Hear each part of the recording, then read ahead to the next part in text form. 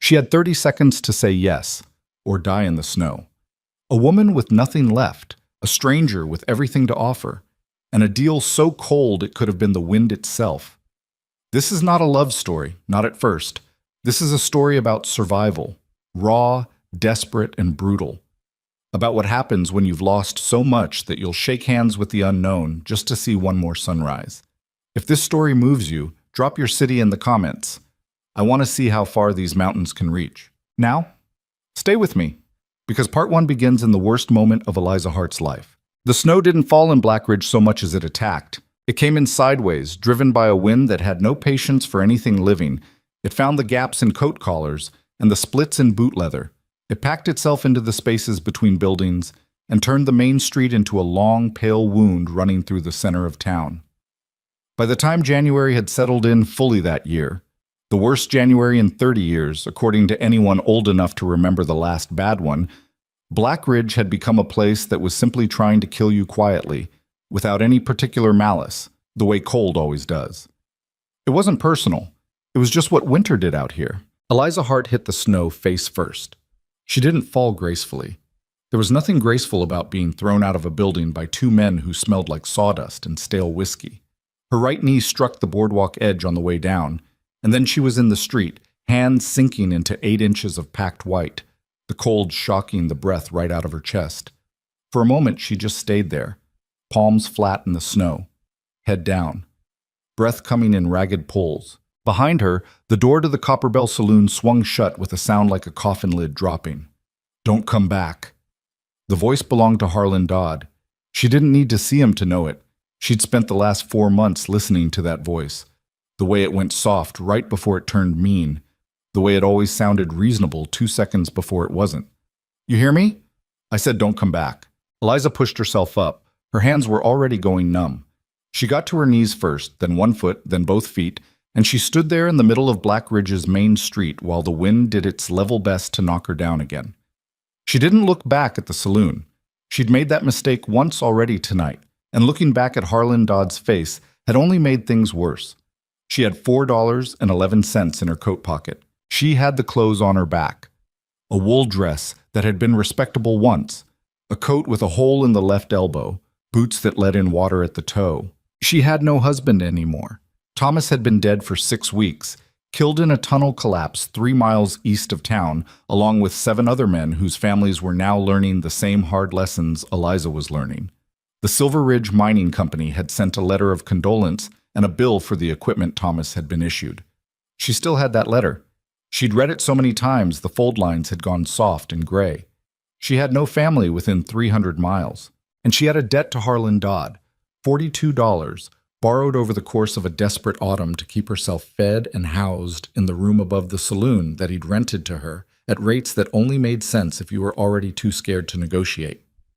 $42 that she could not pay, that she would not be able to pay, that Harlan Dodd had decided tonight meant he was done waiting. Eliza took one step, then another. She didn't have a plan. She didn't have a direction. She just knew that standing still in the middle of the street in this wind, in this cold, was the same as giving up, and she was not ready to give up. She didn't know what she was ready for. She didn't know what came next. She only knew that forward was better than stopped. The town was quiet in the way mining towns got quiet late at night. Not peaceful, not restful, just temporarily out of energy. The saloons were still lit. The boarding houses were dark. A horse stood tied to a post outside the assayer's office, head down, patient as stone. Somewhere up the street, a door banged open and shut in the wind over and over, a rhythm like someone knocking and never being let in. She passed the general store, past the barber shop, past the little building that served as both post office and telegraph station and was currently dark as a cave.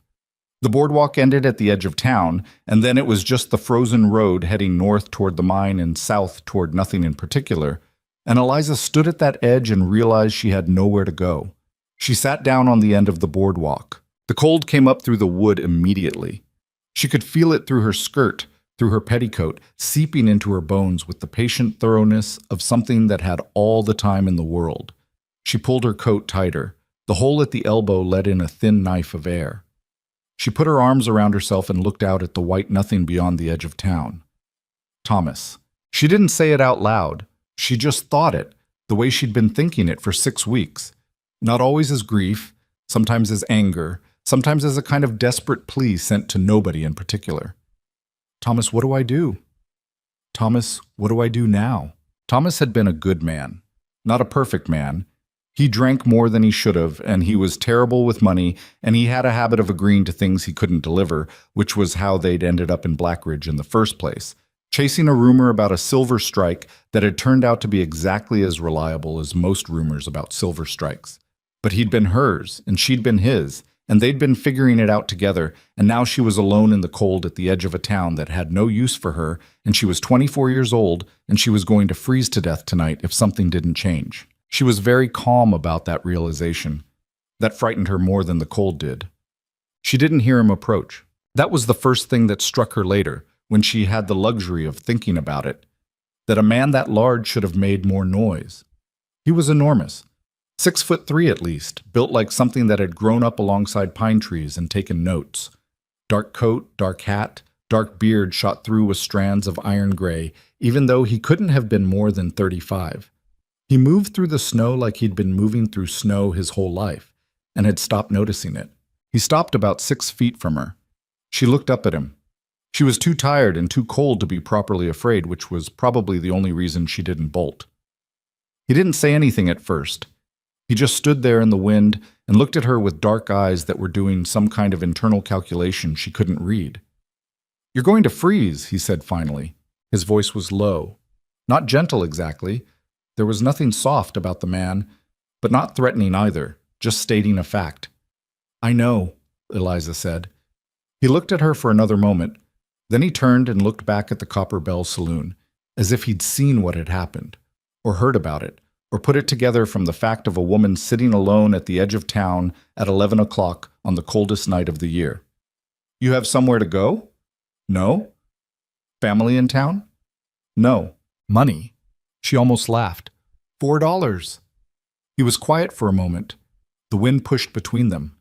A loose shutter somewhere banged against a wall, over and over. "My name is Gideon Cross," he said. "I have a claim up in the mountains, silver. It's producing well." He paused. "I need a wife." Eliza stared at him. "I'm telling you that plainly," he said, "because I don't have time for anything that isn't plain. I've got a supply run to finish before this storm gets worse, and I need to be back on the mountain before morning. What I'm offering is this. I pay your debt to Dodd, tonight, right now. You marry me, legal and proper, before we leave town. You come up to the mountain, you help run the homestead." He stopped. "That's it. That's what I'm offering." "You're serious," Eliza said. "I don't say things that I'm not serious about." She looked at him, really looked at him. The set of his jaw, the steadiness of his eyes, the way he stood in the wind like it wasn't doing anything to him. She was a decent judge of people. Thomas had always said so.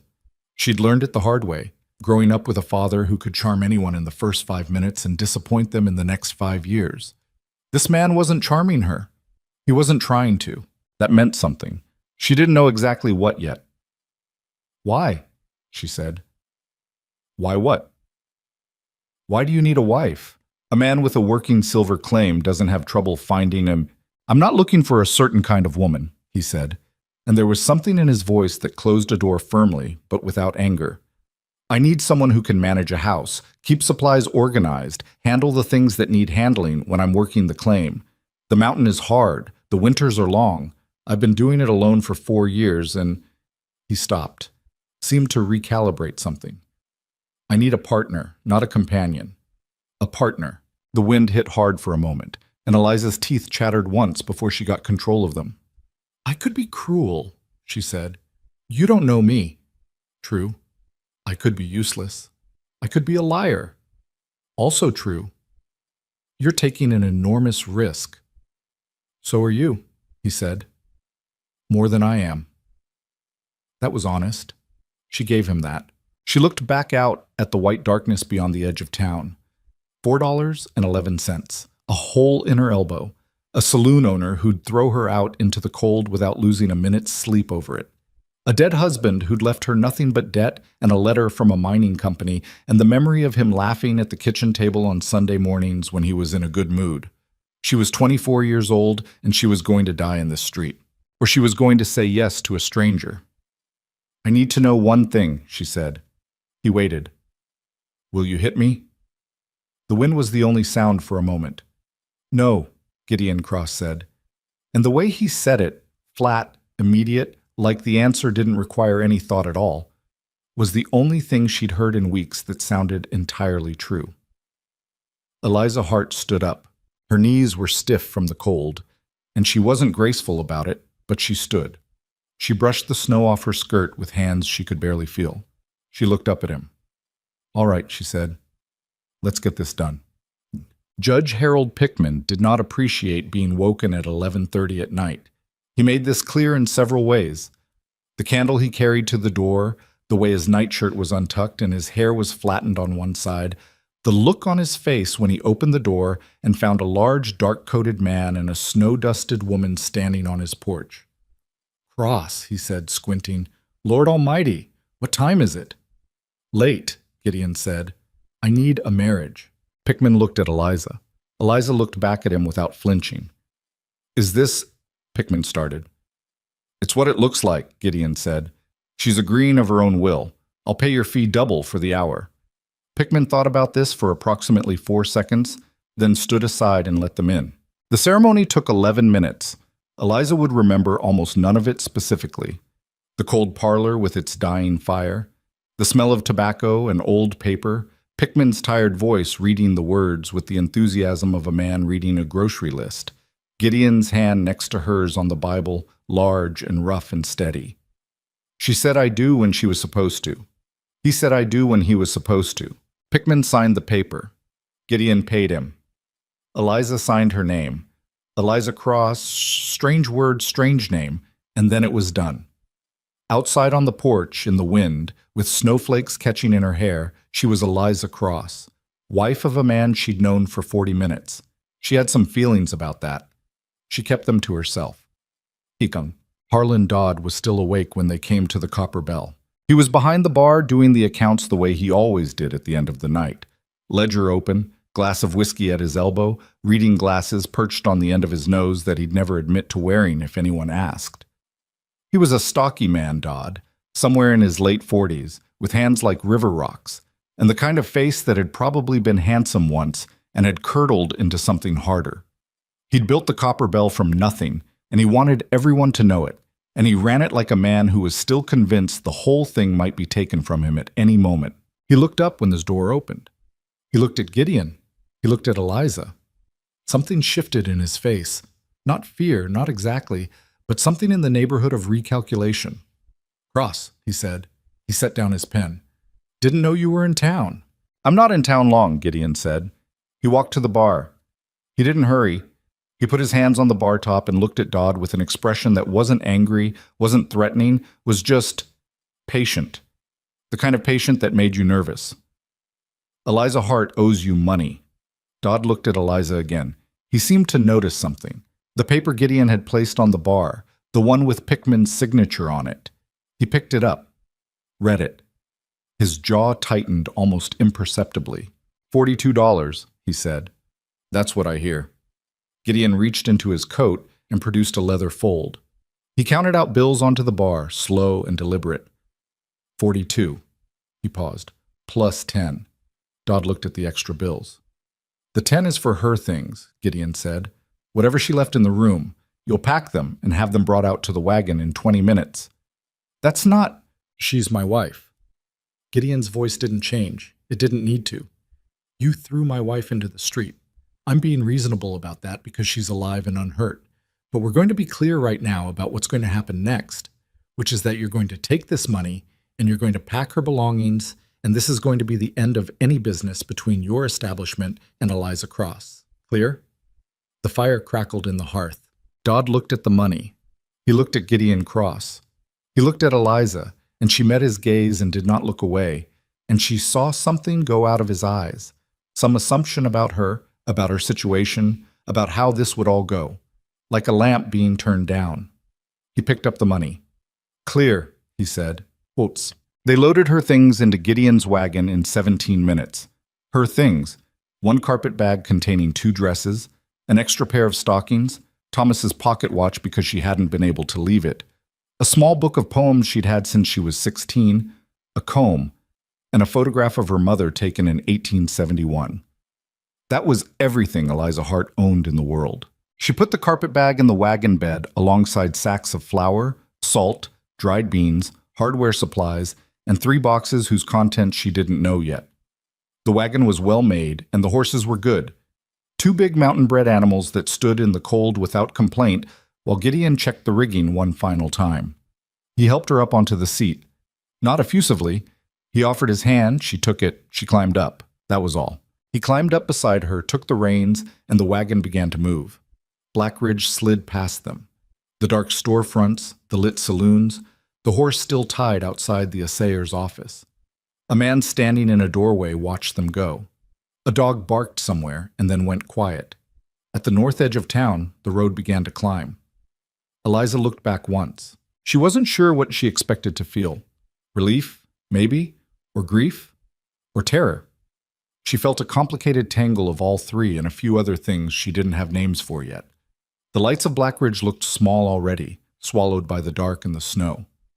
Thomas had died in the mountain 3 miles east of that town. She was now heading deeper into a different mountain with a man she'd married 45 minutes ago. What would you think of me, she thought at Thomas, if you could see this? She thought he might have laughed. He had that kind of laugh, surprised and genuine, the kind that came out before he could decide whether to let it. He would have said something ridiculous and slightly inappropriate and then squeezed her hand. She missed his laugh. She missed it like she missed the feeling of being warm. You should try to sleep, Gideon said beside her. I can't sleep on a moving wagon. Most people can't. He was quiet for a moment. But try anyway. It's 3 hours to the lower station.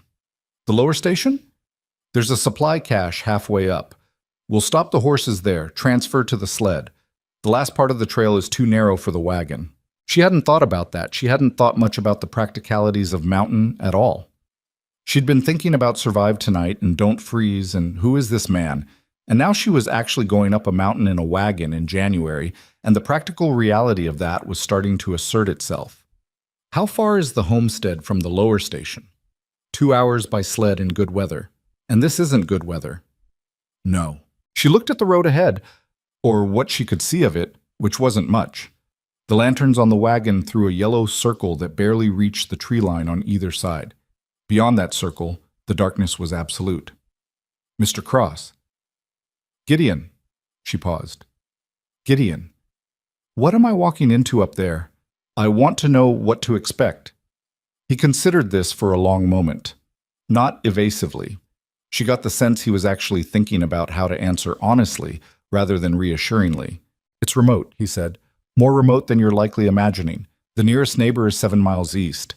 The nearest town, Carver's Junction, it's small, is 12 miles down the South Trail. When the weather is bad, it might as well be 100. All right. The homestead is built well. It's warm. There's food stored and more coming up with this supply run. I'm not asking you to live in hardship. But the mountain is the mountain, he said.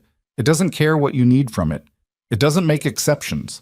If you go out in a bad storm without proper gear, you die. If you let the woodpile get too low, you freeze. If you're not paying attention to where you're walking in the dark, he stopped. You have to learn it. The mountain, its rules. I'll teach you what I know. Eliza was quiet. I should tell you something, she said. He looked at her sideways. I've never been afraid of hard work, she said. I grew up on a farm in Ohio. My father was not a man who believed in women sitting still. I can cook, I can preserve, I can keep books, I can do basic carpentry repairs. I'm not delicate. She paused. But I'm going to make mistakes. I'm going to do things wrong while I learn.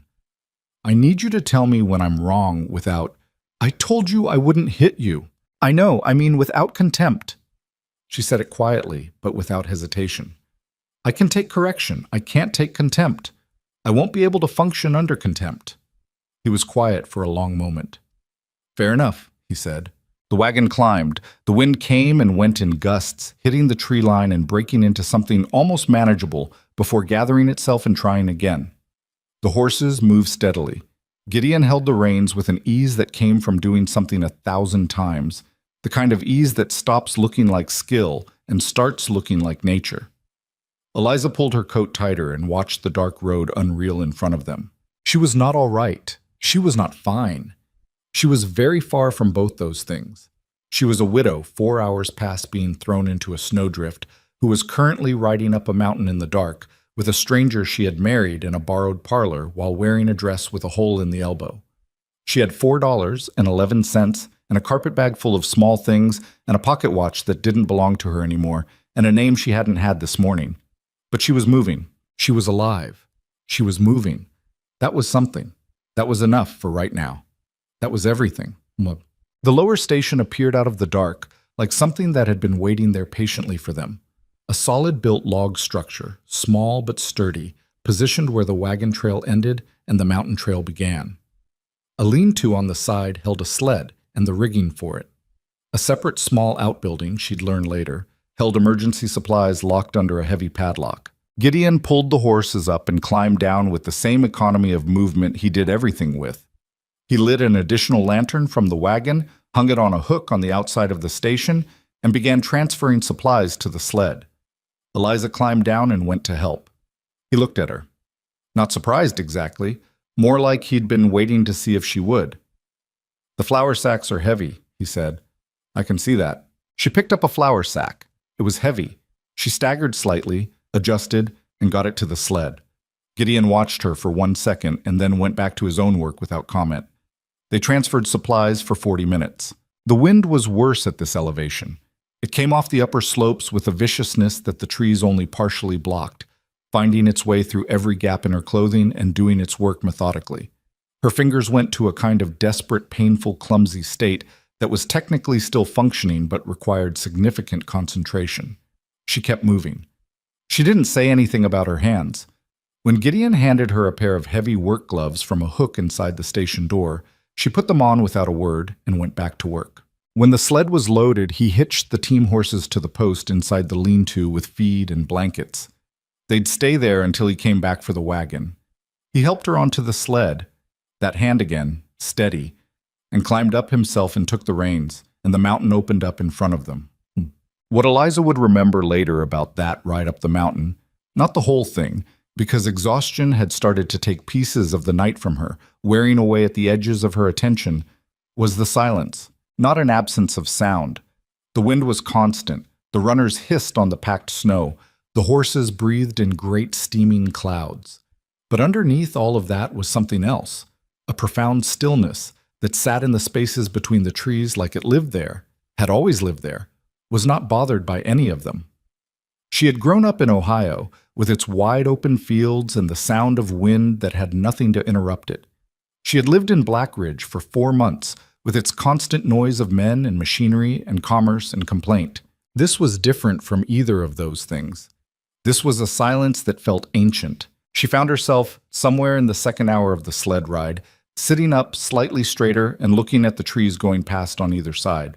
The pines enormous and dark, their lower branches ghosted with snow, the occasional open space where the mountain fell away and she could see, really see, for a dizzying moment, how high they were, how far the lights of the valley lay below, how enormous and indifferent the sky was above.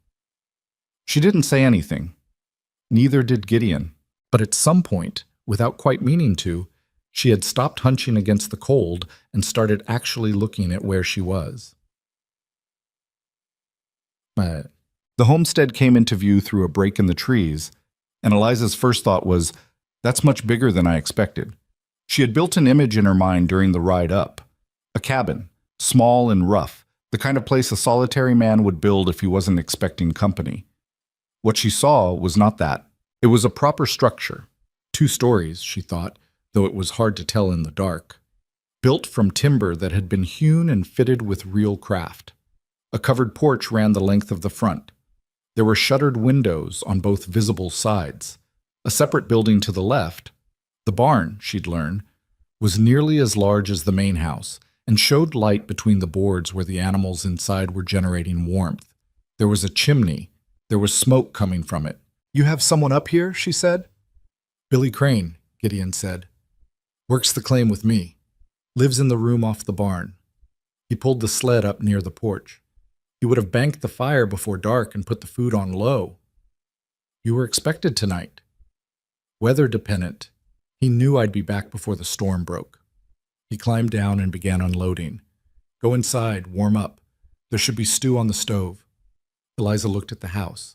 Then she looked at Gideon, already moving supplies with that same steady, tireless efficiency, like a force of nature that had simply been redirected toward a practical task. She thought about everything she had said yes to tonight. The debt paid. The cold street left behind. The $4.11 in her pocket, which she could keep now, which was a luxury she hadn't expected. The name on the paper that said Eliza Cross in her own handwriting. She thought about Thomas and the way she'd last seen him, kissing her cheek before the morning shift, his hand warm on the back of her neck for just a second before he let go and walked out the door.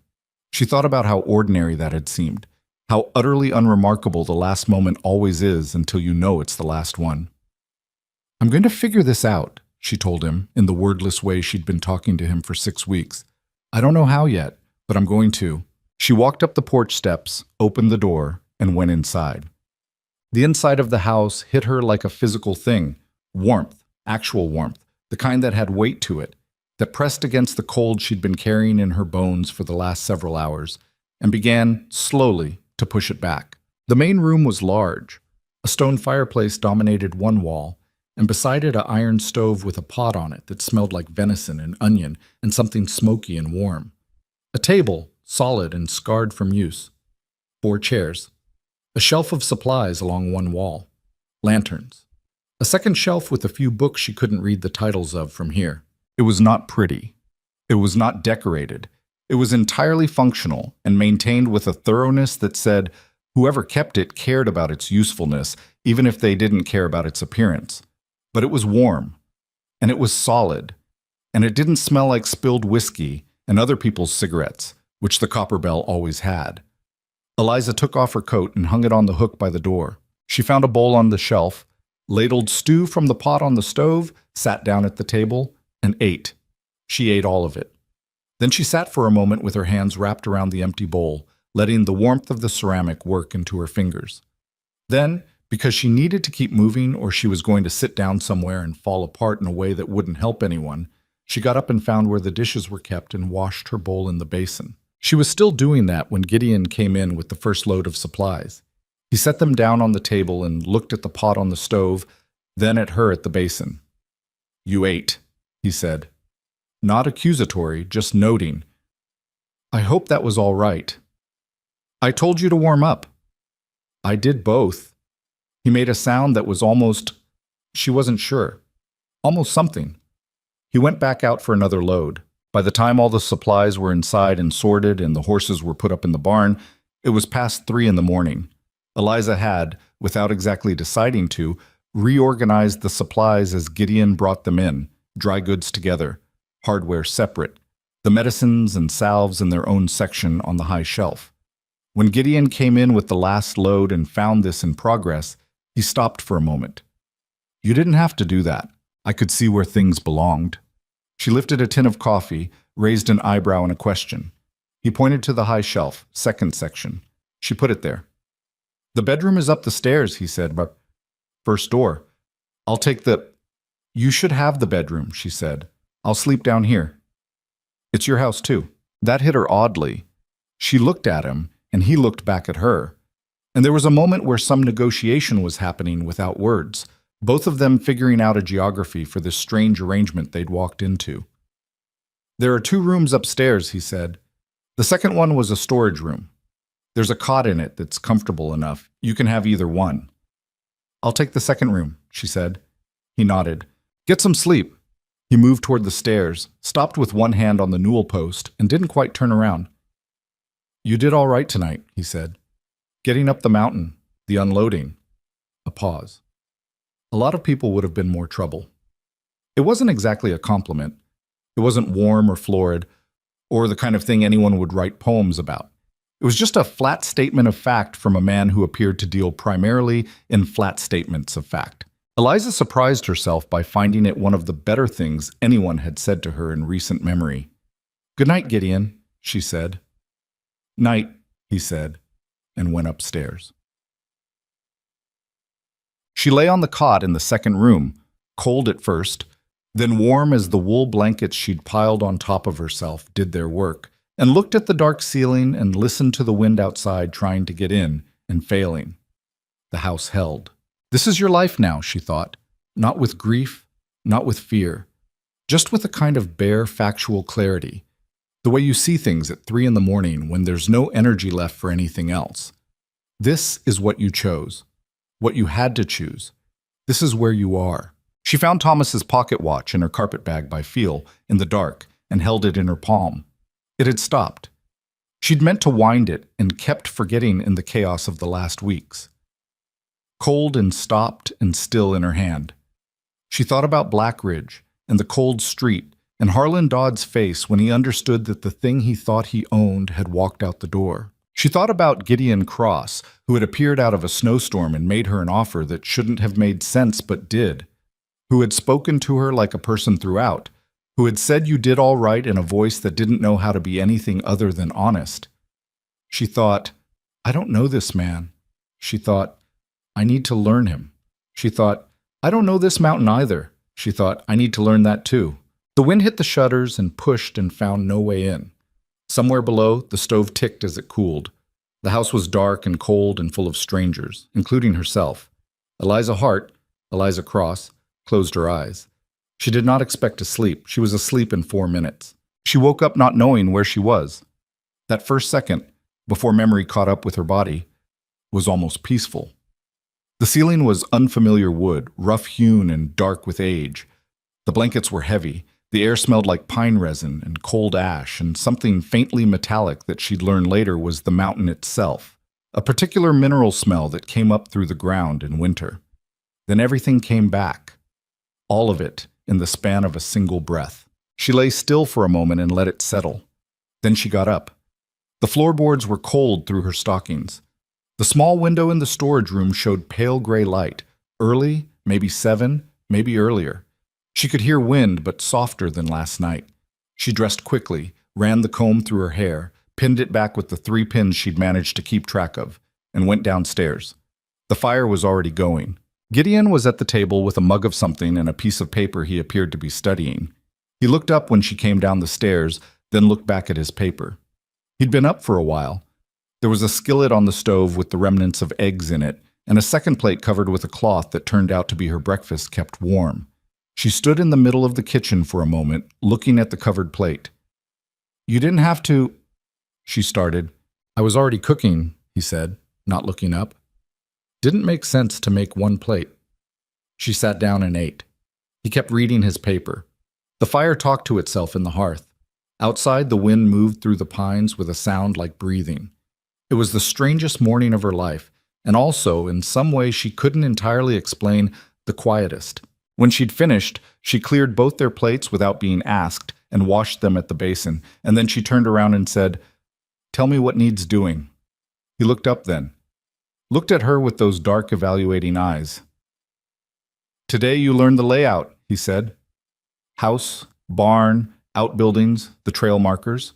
You don't go past the markers without telling me first. The mountain's bigger than it looks. All right, Billy will show you the barn animals. 3 horses, 2 milk cows, chickens. Can you milk a cow? I grew up on a farm. Right. He folded his paper. This afternoon I need to get back to the claim. There's a vein we've been working and the ground shifts after a big storm. I'll be back before dark. A pause. If I'm not back an hour after dark, you and Billy don't come looking. You stay here, you keep the fire, and you wait. She noticed the way he said that. Not casually, but deliberately, as if he'd had to learn the hard way that this instruction needed stating out loud. Has that happened before? She asked. You not making it back? Once? He stood up. I made it back. He said it in a way that closed the subject without slamming it, and she let it close. Billy Crane turned out to be 17 years old. She hadn't expected that. She'd built an image from the word works the claim. A weathered man, probably. The kind that drifted from camp to camp following silver and whiskey in roughly equal measure. What came through the barn door that morning was a lanky boy with ears that were slightly too big for his head and a wool hat pulled down so far it nearly covered his eyebrows. stomping snow off his boots and stopping dead when he saw her. He looked at her, looked at Gideon, looked back at her. "Huh," he said. "Billy," Gideon said. "This is Eliza, my wife. She needs to learn the barn." Billy's mouth opened, closed. He seemed to be having a significant internal experience. "Your wife," he said. "That's what I said." "Since when do you have a—" "Since last night," Gideon said, with the particular patience of someone who had spent significant time managing a 17-year-old. "Show her the animals, the full rotation. Don't skip the thing with the gray mare's left shoe."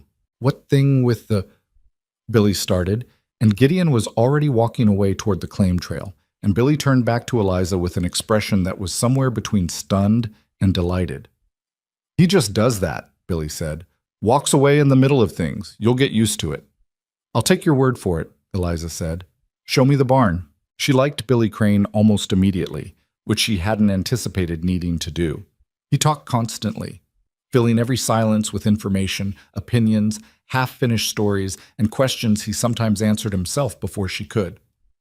He'd been working with Gideon for 2 years since he was 15, when his family's claim 3 mountains over had collapsed financially, and his father had sent him to find wage work rather than watch him starve at home. Gideon had hired him for the horses initially because Billy had a way with animals that was close to uncanny, and kept him on for the claim work when it became clear he was reliable and smart under all the noise. "He doesn't talk much," Billy said, pitching hay into the gray mare's stall with practiced efficiency. "Mr. Cross. In case you hadn't noticed, he'll go 2-3 days sometimes without saying more than what's needed. He's not mean about it. He's just—" Billy paused, searching for the word. "Internal. Like most of his talking happens somewhere you can't hear it." "How do you know what he needs, then?" "You watch," Billy said simply. "He's real easy to read once you stop waiting for him to say things." He glanced at her sideways. "How'd you end up married to him? If you don't mind me asking, you don't have to say."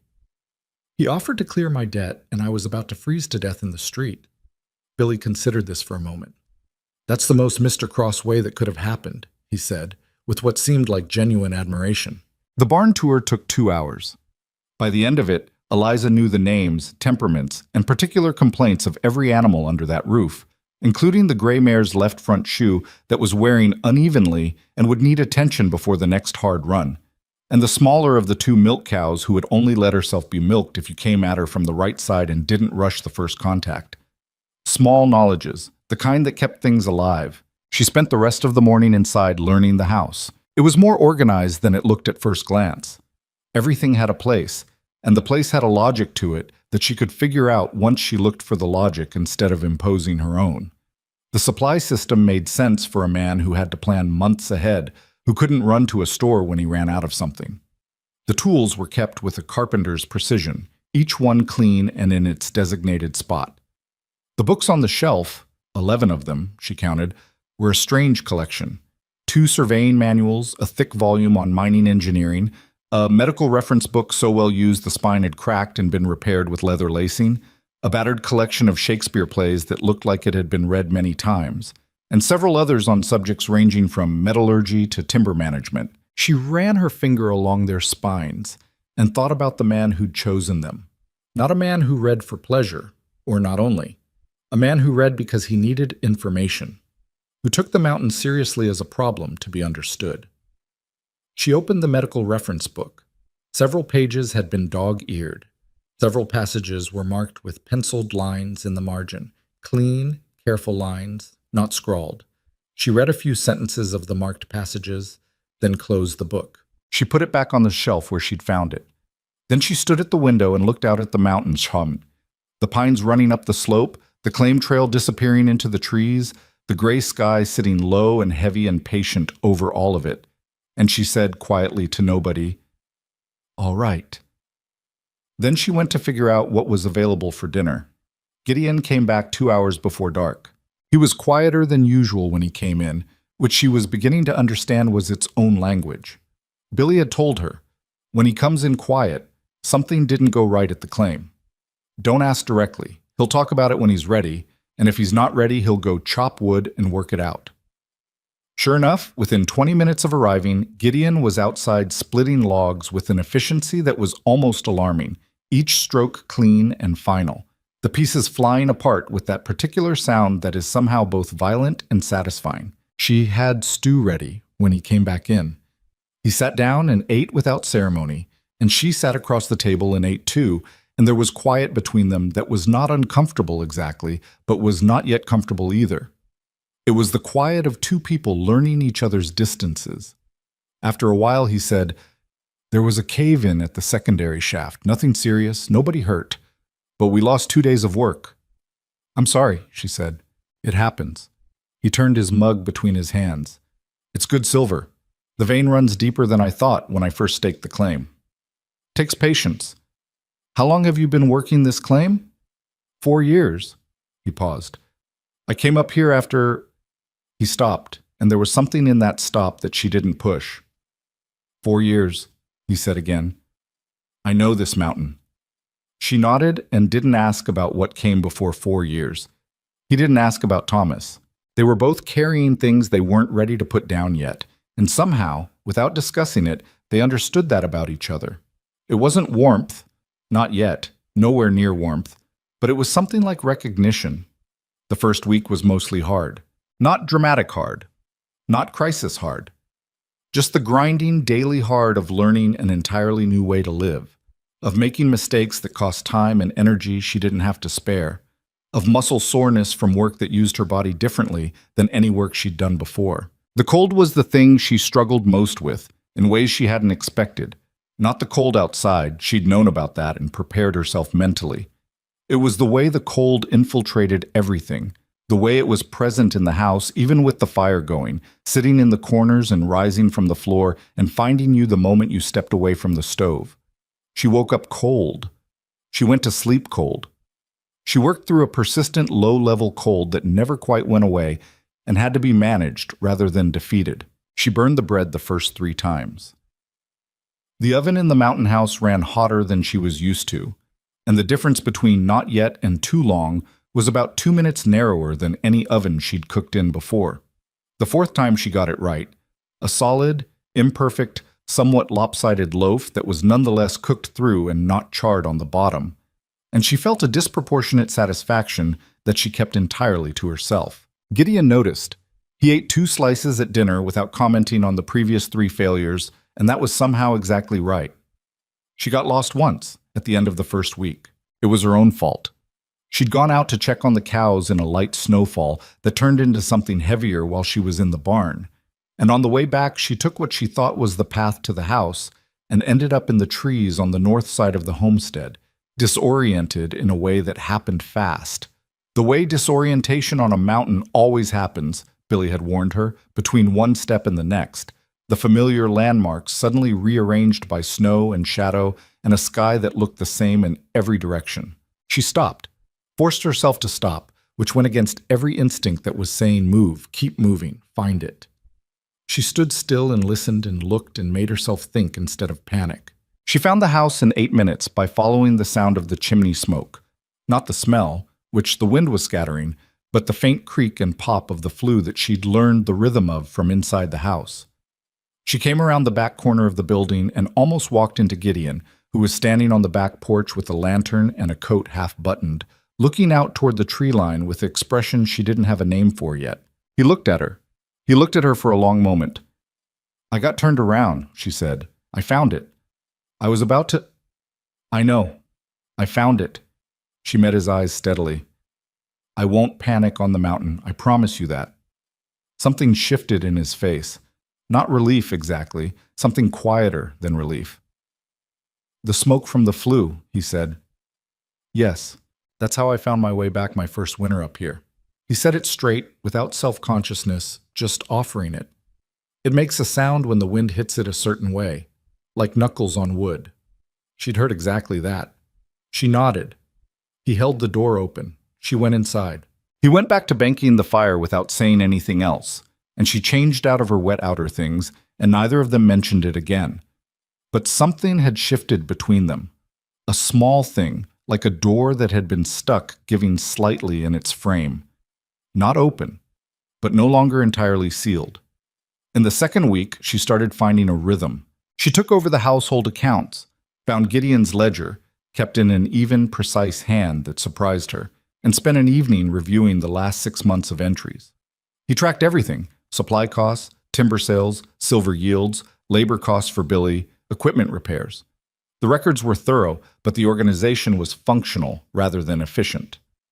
She'd grown up watching her mother keep the farm books and had a head for numbers that Thomas had always teased her about, calling it her most unromantic quality in a tone that meant it was actually one of the things he loved. She spent 2 hours one evening restructuring the ledger system into something that would be easier to read at a glance, particularly for comparing month-to-month yields. She put it back on the shelf and didn't say anything about it.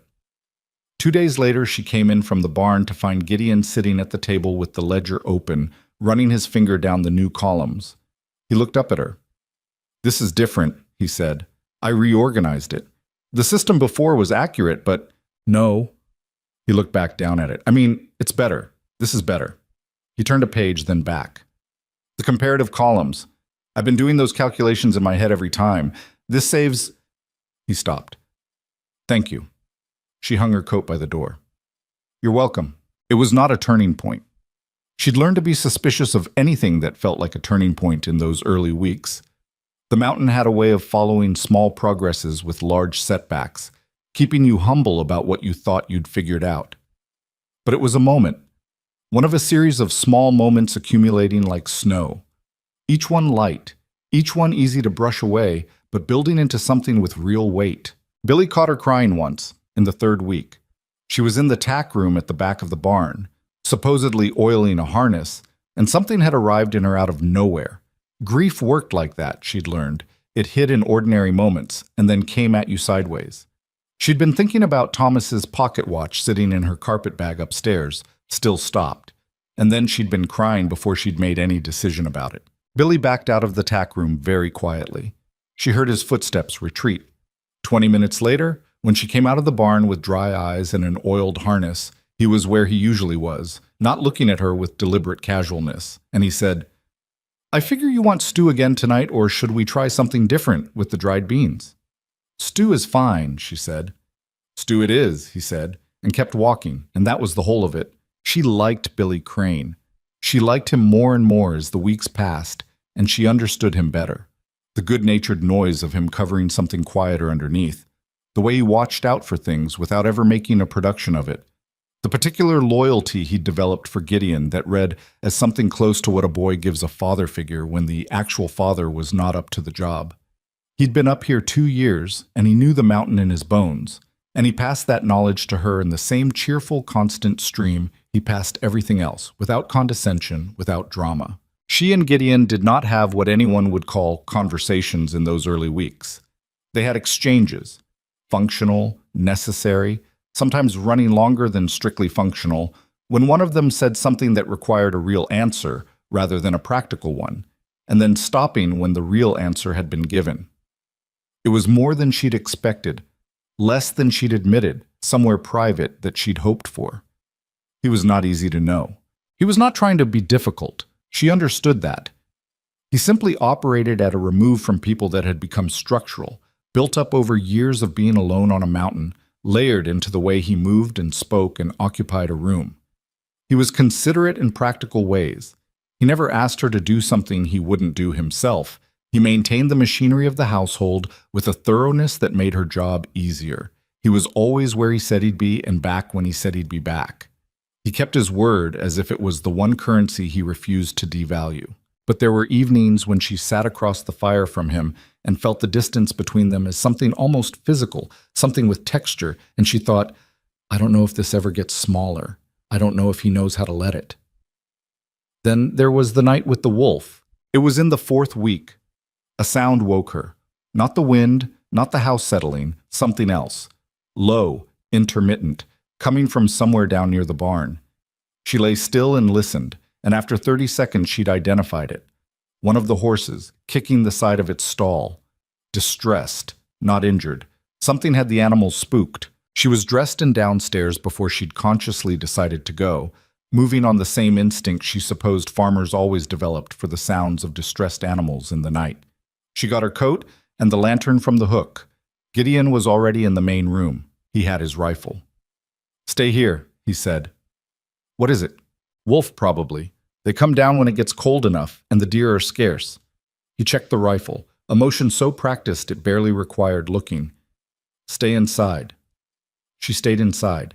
She listened to him go out, heard the door close, heard his footsteps cross the porch, heard nothing for a long time. That deep mountain silence that now, 5 weeks in, she was beginning to interpret rather than just experience. She heard the wind. She heard distantly the horses still moving in the barn. Then, one shot. Then silence again. 20 minutes later, he came back in, stamping snow off his boots, setting the rifle on its rack. "One wolf," he said. "Young. Probably separated from the pack." He paused, something moving across his face. Not regret exactly, but something in that family. Wouldn't have come down otherwise. He said it the way people say things when they've done something necessary that they don't particularly like doing. When they've been around enough hardship to know that necessary and good aren't always the same. Eliza had not expected that flicker of something complicated in his face. It stayed with her. She thought about it later, lying in her room listening to the wind. The way he'd said wouldn't have come down otherwise, as if the wolf's reasoning mattered to him even after the fact, as if he wanted something to understand what had forced his hand. She thought, there is more in there than he shows. She thought, you already knew that. She thought, you're going to have to be patient. Patience had never been her strongest quality. Thomas had always said so, with that particular affection people put in observations about your flaws when they've decided to love you anyway. She was a person who wanted to know things, to understand them, to get to the truth of a situation as quickly as possible, rather than circle it for weeks. But she was on a mountain in a winter that wasn't going to end for months. She had time. And she was learning, slowly, the mountain's own lesson. That some things couldn't be rushed. That the ground gave up its silver in its own time, and pushing it only caused cave-ins. She turned Thomas's pocket watch over in her hand in the dark. Then she set it on the small shelf by the cot and wound it. It was a small decision. She wasn't ready to stop holding on to him, but she thought maybe she was ready to let the watch run again. It ticked quietly in the dark room. She closed her eyes. Outside, the mountain held them all. The house, the barn, Billy sleeping in his room off the south wall, Gideon in the room above hers. The pines stood in their rows like they'd been standing for centuries and would stand for centuries more. The wind came and tested things and found them solid. What Eliza didn't know yet, what neither of them knew, lying awake on the same night in separate rooms with the watch ticking between them like a small kept promise, was that the hardest test was still coming. That the mountain had been patient with them so far, had let them find their footing, had given them these weeks of cold difficulty and small understandings. It was finished being patient. The storm announced itself 3 days before it arrived. Eliza had been on this mountain long enough by then, 6 weeks, moving into 7, to read the signs, or at least to recognize that the mountain was speaking in a register she was still learning. The light changed first. It went from the flat gray-white of regular winter to something yellower, sicker, a sky that looked like a bruise healing in the wrong direction. Then the animals. The cows pressed to the back of their stalls. The horses went quiet in a way that was different from their usual quiet, heavier, like they were conserving something. Even the birds disappeared from the pines around the homestead 2 full days before the first clouds rolled in over the upper peaks. Billy noticed it first, the way he noticed most things about the mountain, not with analysis, but with a kind of wordless physical awareness, the same way he knew when a horse was about to throw a shoe before it happened. "Bad one coming," he said at breakfast on the Wednesday. He said it the way you'd say, looks like rain if you lived somewhere where rain was an inconvenience rather than a potential death sentence. Gideon was already thinking the same thing. She could see it in the way he'd been recalculating things quietly since Monday, checking the woodpile twice, going back through the supply ledger with a focus that was more deliberate than his usual deliberate. He added 2 days' worth of split wood to the covered stack on the porch. He brought extra lamp oil up from the lower cache. He checked the barn roof for weak points and reinforced 2 of the crossbeams that had been adequate but not excellent. "How bad?" Eliza asked, standing at the window watching the sky do that wrong-colored thing. "Can't know until it hits," Gideon said behind her. "But the way it's building—" He stopped, which was becoming, she'd learned, its own kind of sentence. We make sure everything is done before Thursday night. Everything was done by Thursday afternoon. The timber camp was the problem. There was a stand of timber on the northeast face that Gideon had been contracted to clear for a rail company operating out of Carver's Junction. Good income, reliable work that supplemented the silver operation during the months when the claim yielded slower. He had 2 men up there, Holt and Prentice, both experienced, both paid through the end of the month, both expecting Gideon to come up Thursday to review the week's progress and bring their supplies. "Send Billy," Eliza said. "Billy can't assess the timber work. Holt will cut corners if nobody with authority checks it. Then send a message. Tell them to shelter until the storm passes." By the time a message gets there, Gideon shook his head. "They're expecting me. They'll be out in the field. I go, I assess, I tell them to batten down, and I'm back before it hits." She looked at him. "You said the storm hits Thursday night." "I'll be back by dark." "You said that about the cave-in week 3. You were 2 hours late." Something passed across his face. Not defensiveness, but the flicker of a man who recognizes a valid point and doesn't like it. That was different. Gideon. She said his name the way she'd learned to say it when she wanted him to actually hear her rather than process what she was saying at his usual remove. "What is the storm does what it looks like it might do, and you're not back before dark, and you're on the northeast face in the timber?" "I know the northeast face. You know it in normal conditions." He looked at her steadily. She looked back. This was something they'd developed over 6 weeks without either of them naming it. A particular register of disagreement that wasn't quite argument, that had room in it for both of them to say what they meant without it becoming something else. "I'll take the quick route up and the eastern trail down," he said. 3 hours up, 2 hours there, 2 hours back. I'll be down before the sky goes ugly." "That's a tight window." "I know it's a tight window." A pause. "I'll be back before dark, Eliza." She believed him. That was the thing. She believed he meant it. She'd learned enough about Gideon Cross in 6 weeks to know that he was not a man who said things carelessly or made promises he expected to break. He calculated risks with precision, lived inside those calculations. This was not recklessness. It was a man trying to balance obligations and doing the arithmetic and reaching a conclusion she didn't entirely agree with but could not definitively refute. He left at first light Thursday. She watched him go up the trail until the pines took him. She turned around and went inside and did not stand at the window again until noon. The morning was functional. She finished winterizing the barn against the coming storm. Extra straw bedding, the water troughs checked, the hay rack refilled. Billy worked alongside her, and they talked about practical things in the way they'd developed over weeks, steady, comfortable, with room for silence. By noon, every animal under that roof was as prepared as it was possible to be. The sky by noon was the color of old pewter. "How long?" she asked Billy, both of them standing in the barn doorway looking at it. Billy pulled his hat down tighter. 4 hours. Maybe 5. He paused. Could be 3. She looked up the trail. "He knows," Billy said, which was the most useful and least comforting thing he could have said. By 2 in the afternoon, she stopped pretending the supply inventory needed reorganizing and stood at the main window watching the tree line.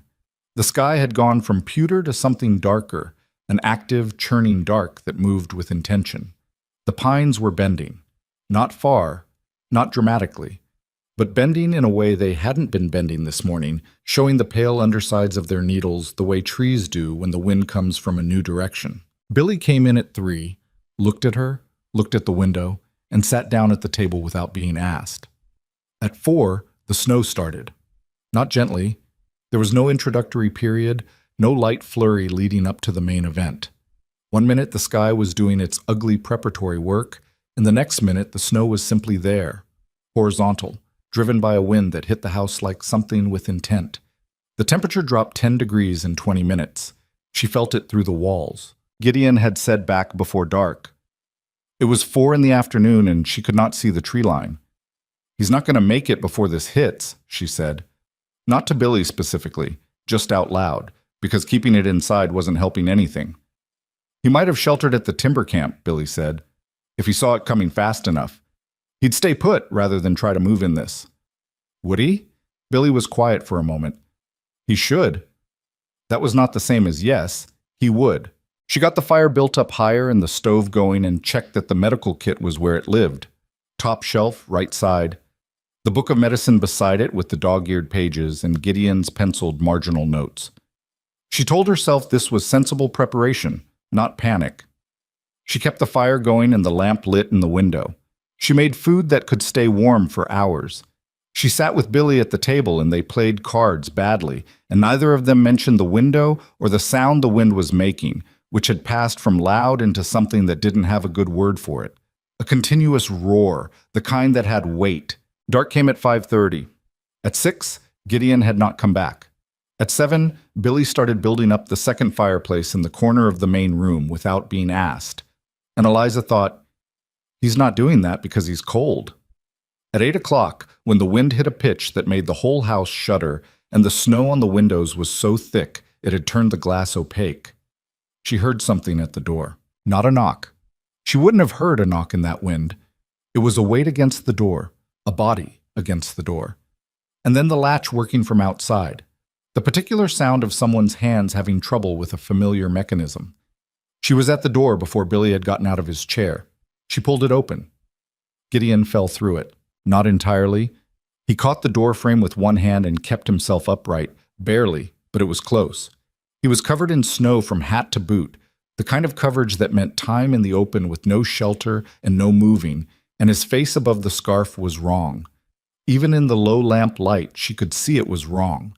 Too pale in some places, too dark in others, and there was something in the way he was holding his left side, a subtle wrongness of posture, a protective hunch. Gideon, shut the door, he said. His voice was steady but compressed, like a man keeping something in.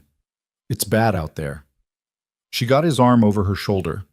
He let her. That alone told her something was seriously wrong, because Gideon Cross did not lean on people. Billy got the other side, and together they got him to the chair nearest the fire, and he sat heavily, which he never did. And when Eliza started pulling his coat off, he went rigid for a second and made a sound that wasn't quite a word. Left side, he said tightly. She pulled the coat open. Even with him still half frozen and in a second layer of wool shirt, she could see the shape was wrong under his ribs. She'd seen enough injured men in a mining town to know what wrong shape under ribs meant. What happened? She said. Timberfall. Short, economical, still managing himself hard. Holt had a chain snap on a cut log. It came sideways. He exhaled. Hit the ground and rolled before it got me full. Just the edge of it. Just the edge, Billy repeated from behind her, with 17-year-old horror he was doing a poor job of hiding. How far did you walk in this? She asked. 4 miles. She sat back on her heels and looked at him, and for a moment she let herself simply feel the terror of that. 4 miles at night in a blizzard, with cracked or broken ribs and whatever else the log had done to him. And then she put the terror somewhere she could get to later and focused on what was in front of her. Billy, she said, standing up, get the kettle boiling. Hot water, a lot of it, and bring down every lamp in the house. What do you need the lamps for? Billy asked, already moving. Light? She was already at the top shelf pulling down the medical kit. I need to see what I'm doing. She'd read the medical reference book. That was the thing she kept returning to during the next several minutes as she spread its contents on the cleared kitchen table. I have read this book. Not as a doctor reads it, not as someone trained, but as someone who had found dog-eared pages in a stranger's house and understood, on some level, why those particular pages were marked. Broken ribs, wounds, fever management. She'd read them the way you read something when you're not sure you'll ever need it, but you learn it anyway because the alternative is being caught completely without. She was still going to have to do things she wasn't certain about. She was going to do them anyway. I need to look at the wound properly, she told Gideon. I need you to take off the shirt. It's not that bad, he said. She looked at him. He looked back.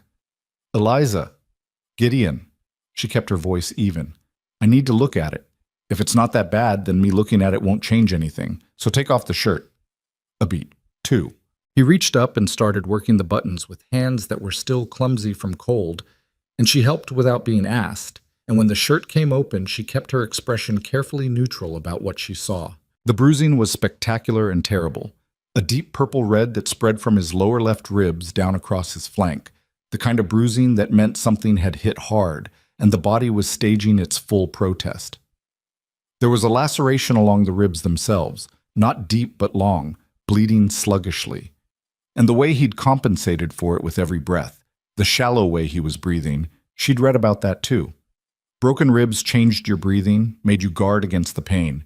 And shallow breathing in a man who'd been in a blizzard was how you got lung fever on top of everything else. "All right," she said quietly, mostly to herself. Then she said to Billy, who'd come in with the kettle, "Set that down and come here. I'm going to need you to hold the light steady and hand me things when I ask." "I can do that," Billy said, setting the kettle down with exaggerated care. "Can you sew a straight line?" Billy's face did something complicated. "I've sewn harness leather. Good enough." She met his eyes.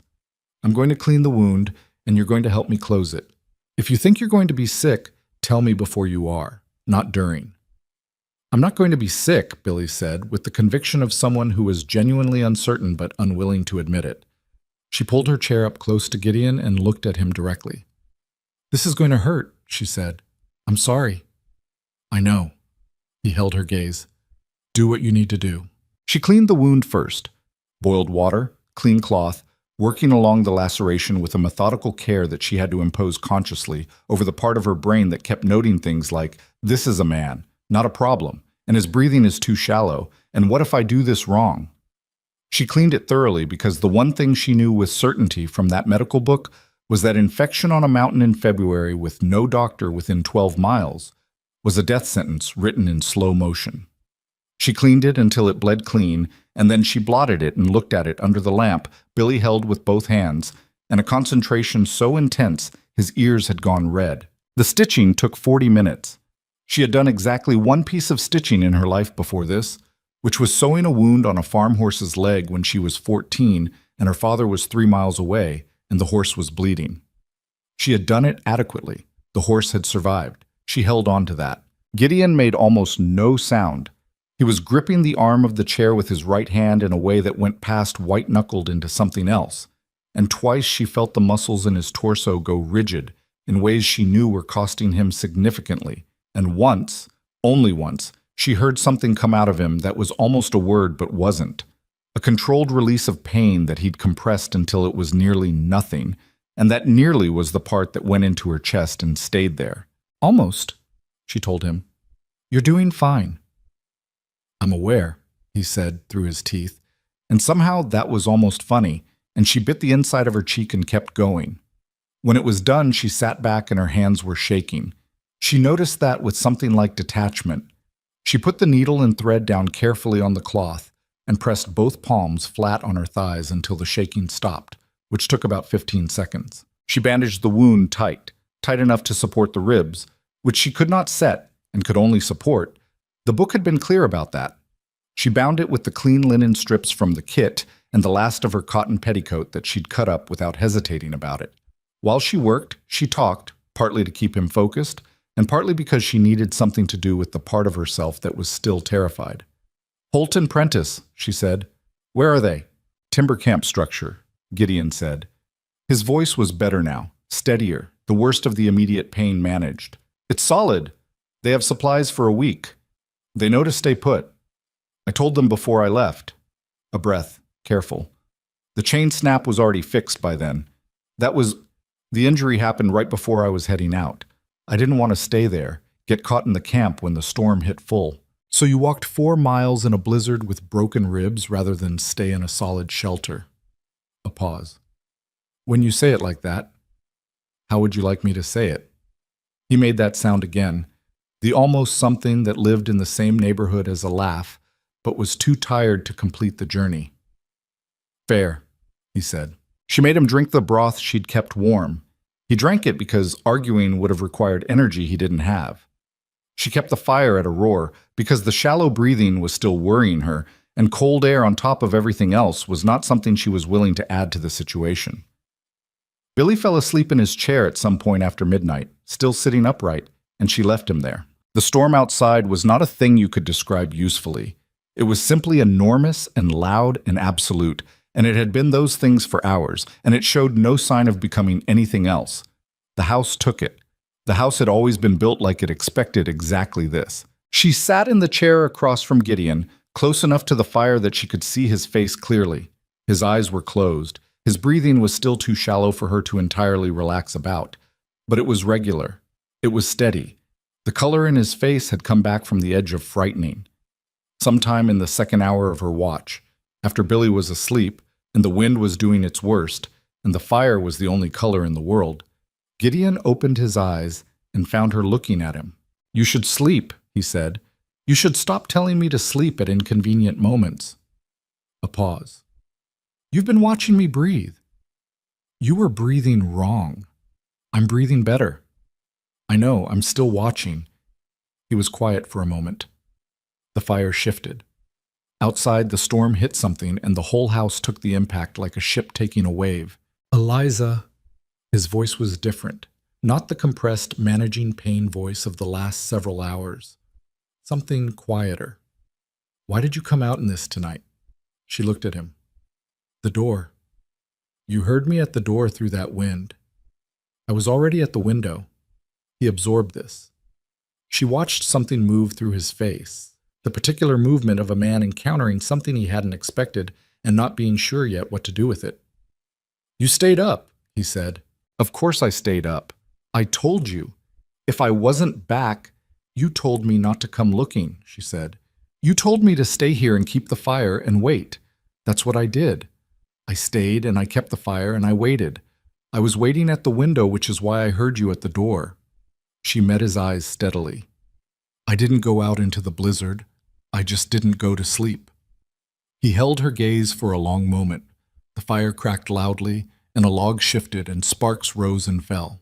"The stitching," he said finally, "was better than it had any right to be.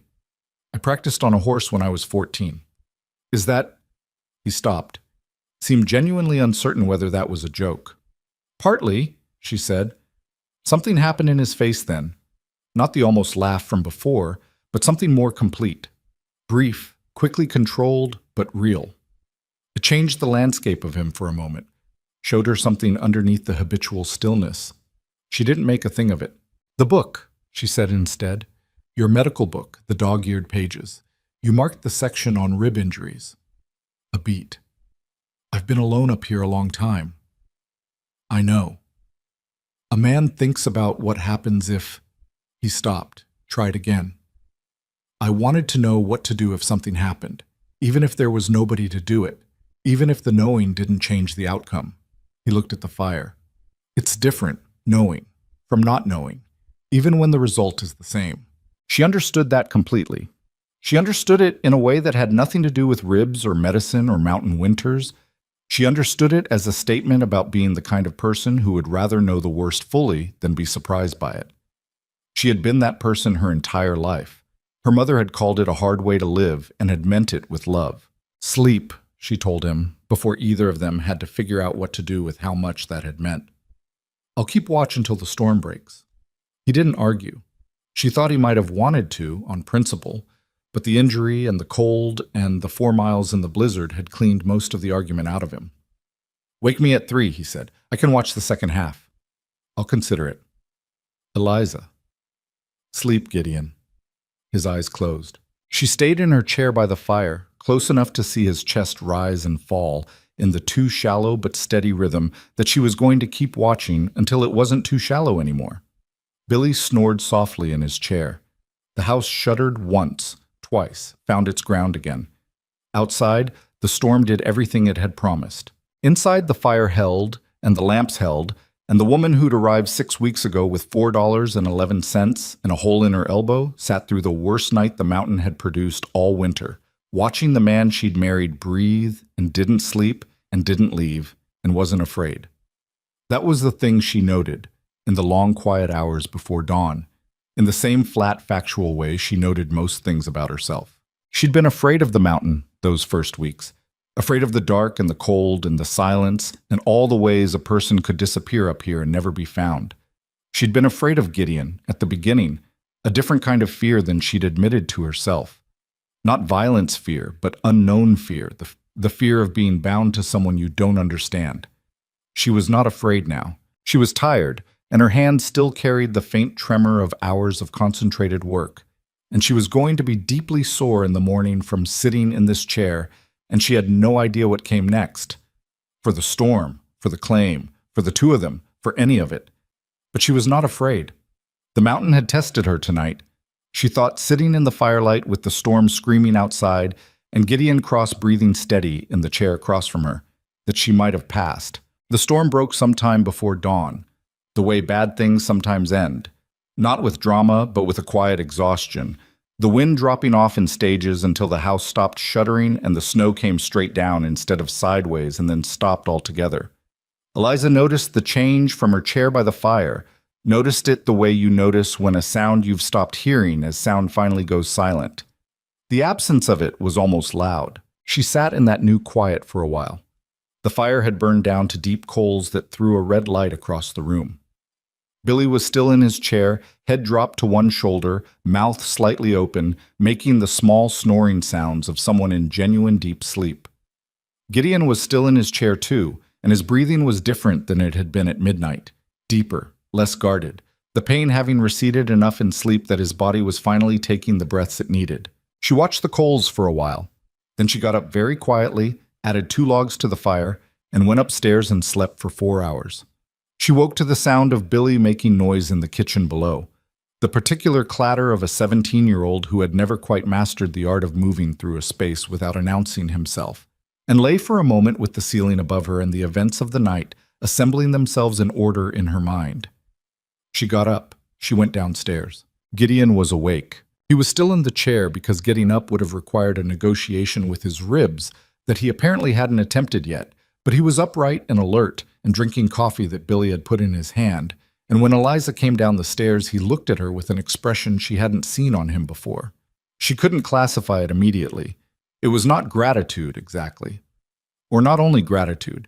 It was something more unsettled than that. The look of a man who'd spent the night with the evidence of something he was still working out how to account for. "Morning," she said. "Morning," he said. Billy looked between them with the studied nonchalance of someone deeply interested in what was happening and pretending otherwise.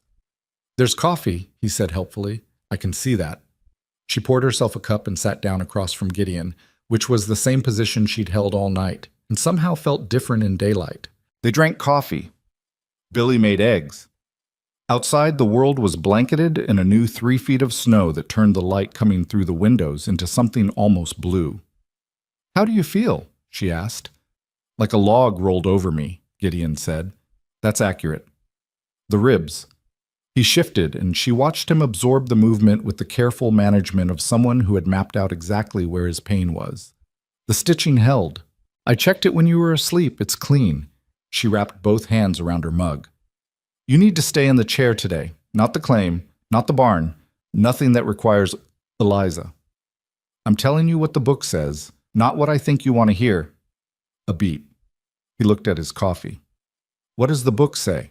Broken ribs heal in 6 weeks if you don't aggravate them. If you do, it's longer. If you push them hard before the bone knits and something shifts into the lung..."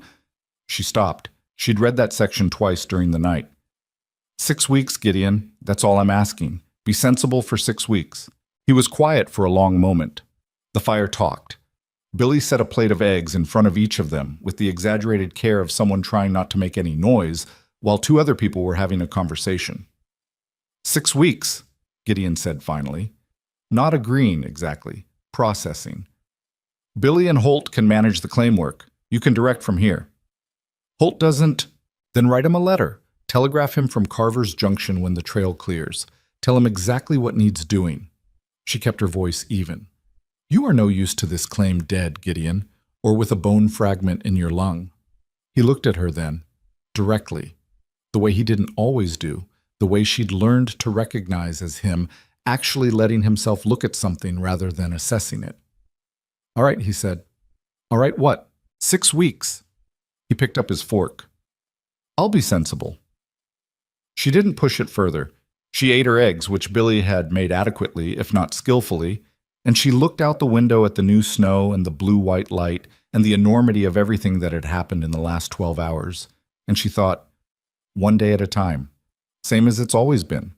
The recovery was not smooth. She hadn't expected it to be because nothing on this mountain was smooth. And Gideon Cross confined to the house was a different kind of problem than Gideon Cross moving around the homestead with his usual purposeful efficiency. He was not a complainer. She'd give him that without reservation. He absorbed the ongoing discomfort of broken ribs with a stoicism that was almost impressive and occasionally maddening because it made it harder to gauge how he was actually doing. But being forced into stillness when his nature ran entirely contrary to stillness produced a low-grade tension in him that expressed itself in ways she was learning to read. He directed. Constantly.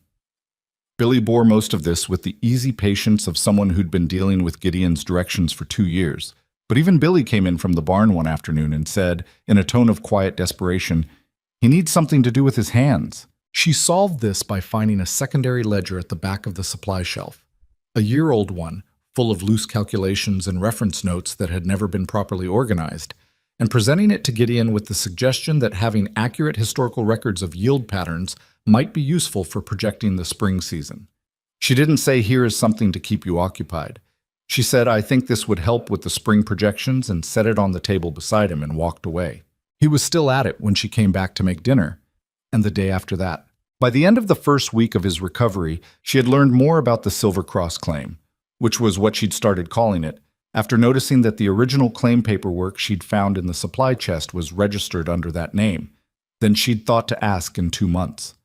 Not because Gideon had suddenly become a different kind of person, more open and forthcoming, but because being in the same room with someone for extended periods when that someone is reviewing historical data creates a natural current of conversation, and Gideon, it turned out, became considerably more talkative when the subject was his silver. "There's a second vein," he told her one evening, running a finger along a column in the ledger. "Parallel to the main one, about 30 feet east. I've been watching the ground patterns for a year, the yield composition in the last quarter." He stopped and looked up, apparently checking whether she was actually listening or being polite. She had pulled her chair over to see the ledger. "Show me," she said. He showed her. She understood perhaps 60% of what he explained. She asked questions about the other 40, and he answered them without impatience. And then she asked more questions because she actually wanted to know. And somewhere in the second hour of this, she realized that Gideon Cross talking about his mountain was the most fully present she had ever seen him. The remove dropped away. The careful distance collapsed. He was simply a man who loved the thing he'd built and hadn't had anyone to share it with, and the talking poured out of him the way water runs when you clear the obstruction. She thought about what Billy had said. Internal. Most of his talking happened somewhere you can't hear it. She could hear it now.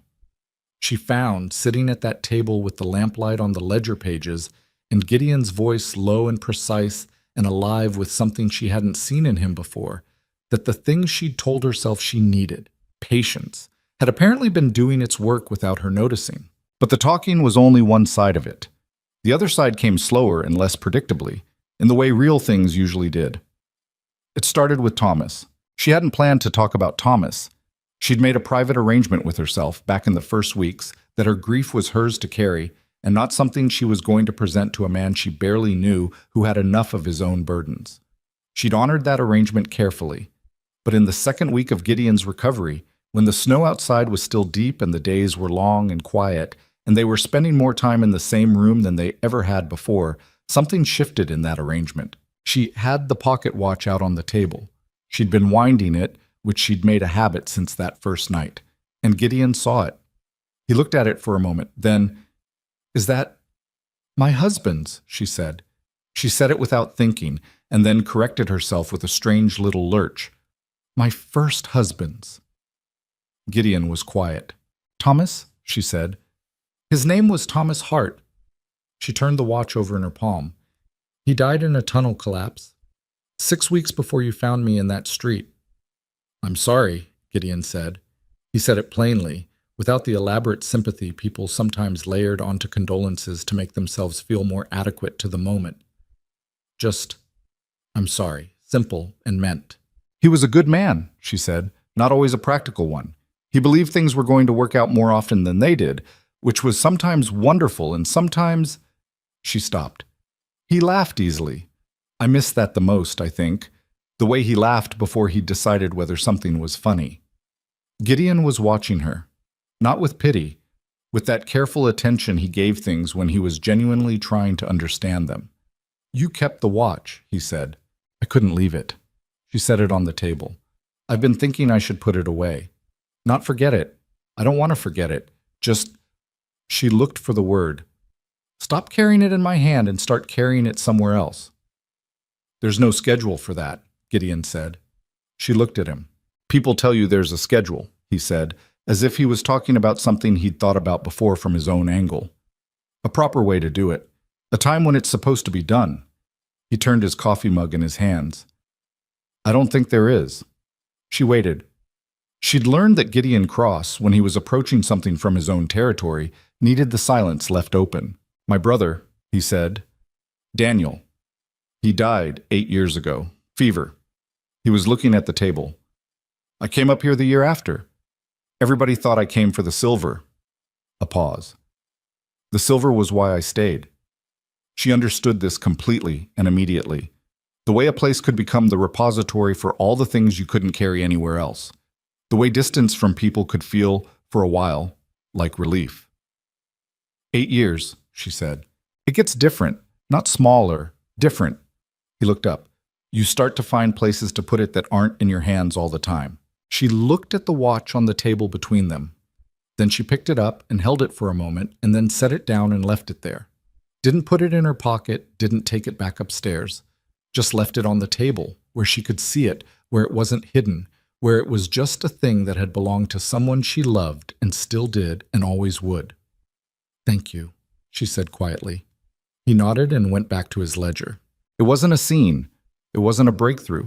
It was two people sitting at a kitchen table talking about the dead they carried, which was ordinary and not ordinary at all, which was the most human conversation she'd had in the better part of a year. She was still thinking about it 2 days later when she caught herself watching him cross the kitchen and noticed, with something between exasperation and honesty, that somewhere in the last several weeks she had stopped seeing Gideon Cross as a problem to be solved.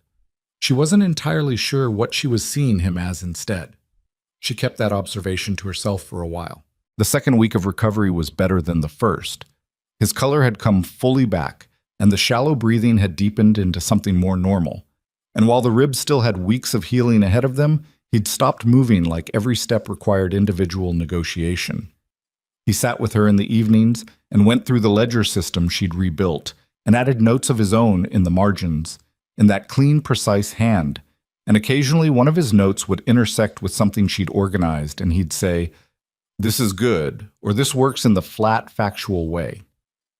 He acknowledged things, and she'd found herself, embarrassingly, looking forward to that.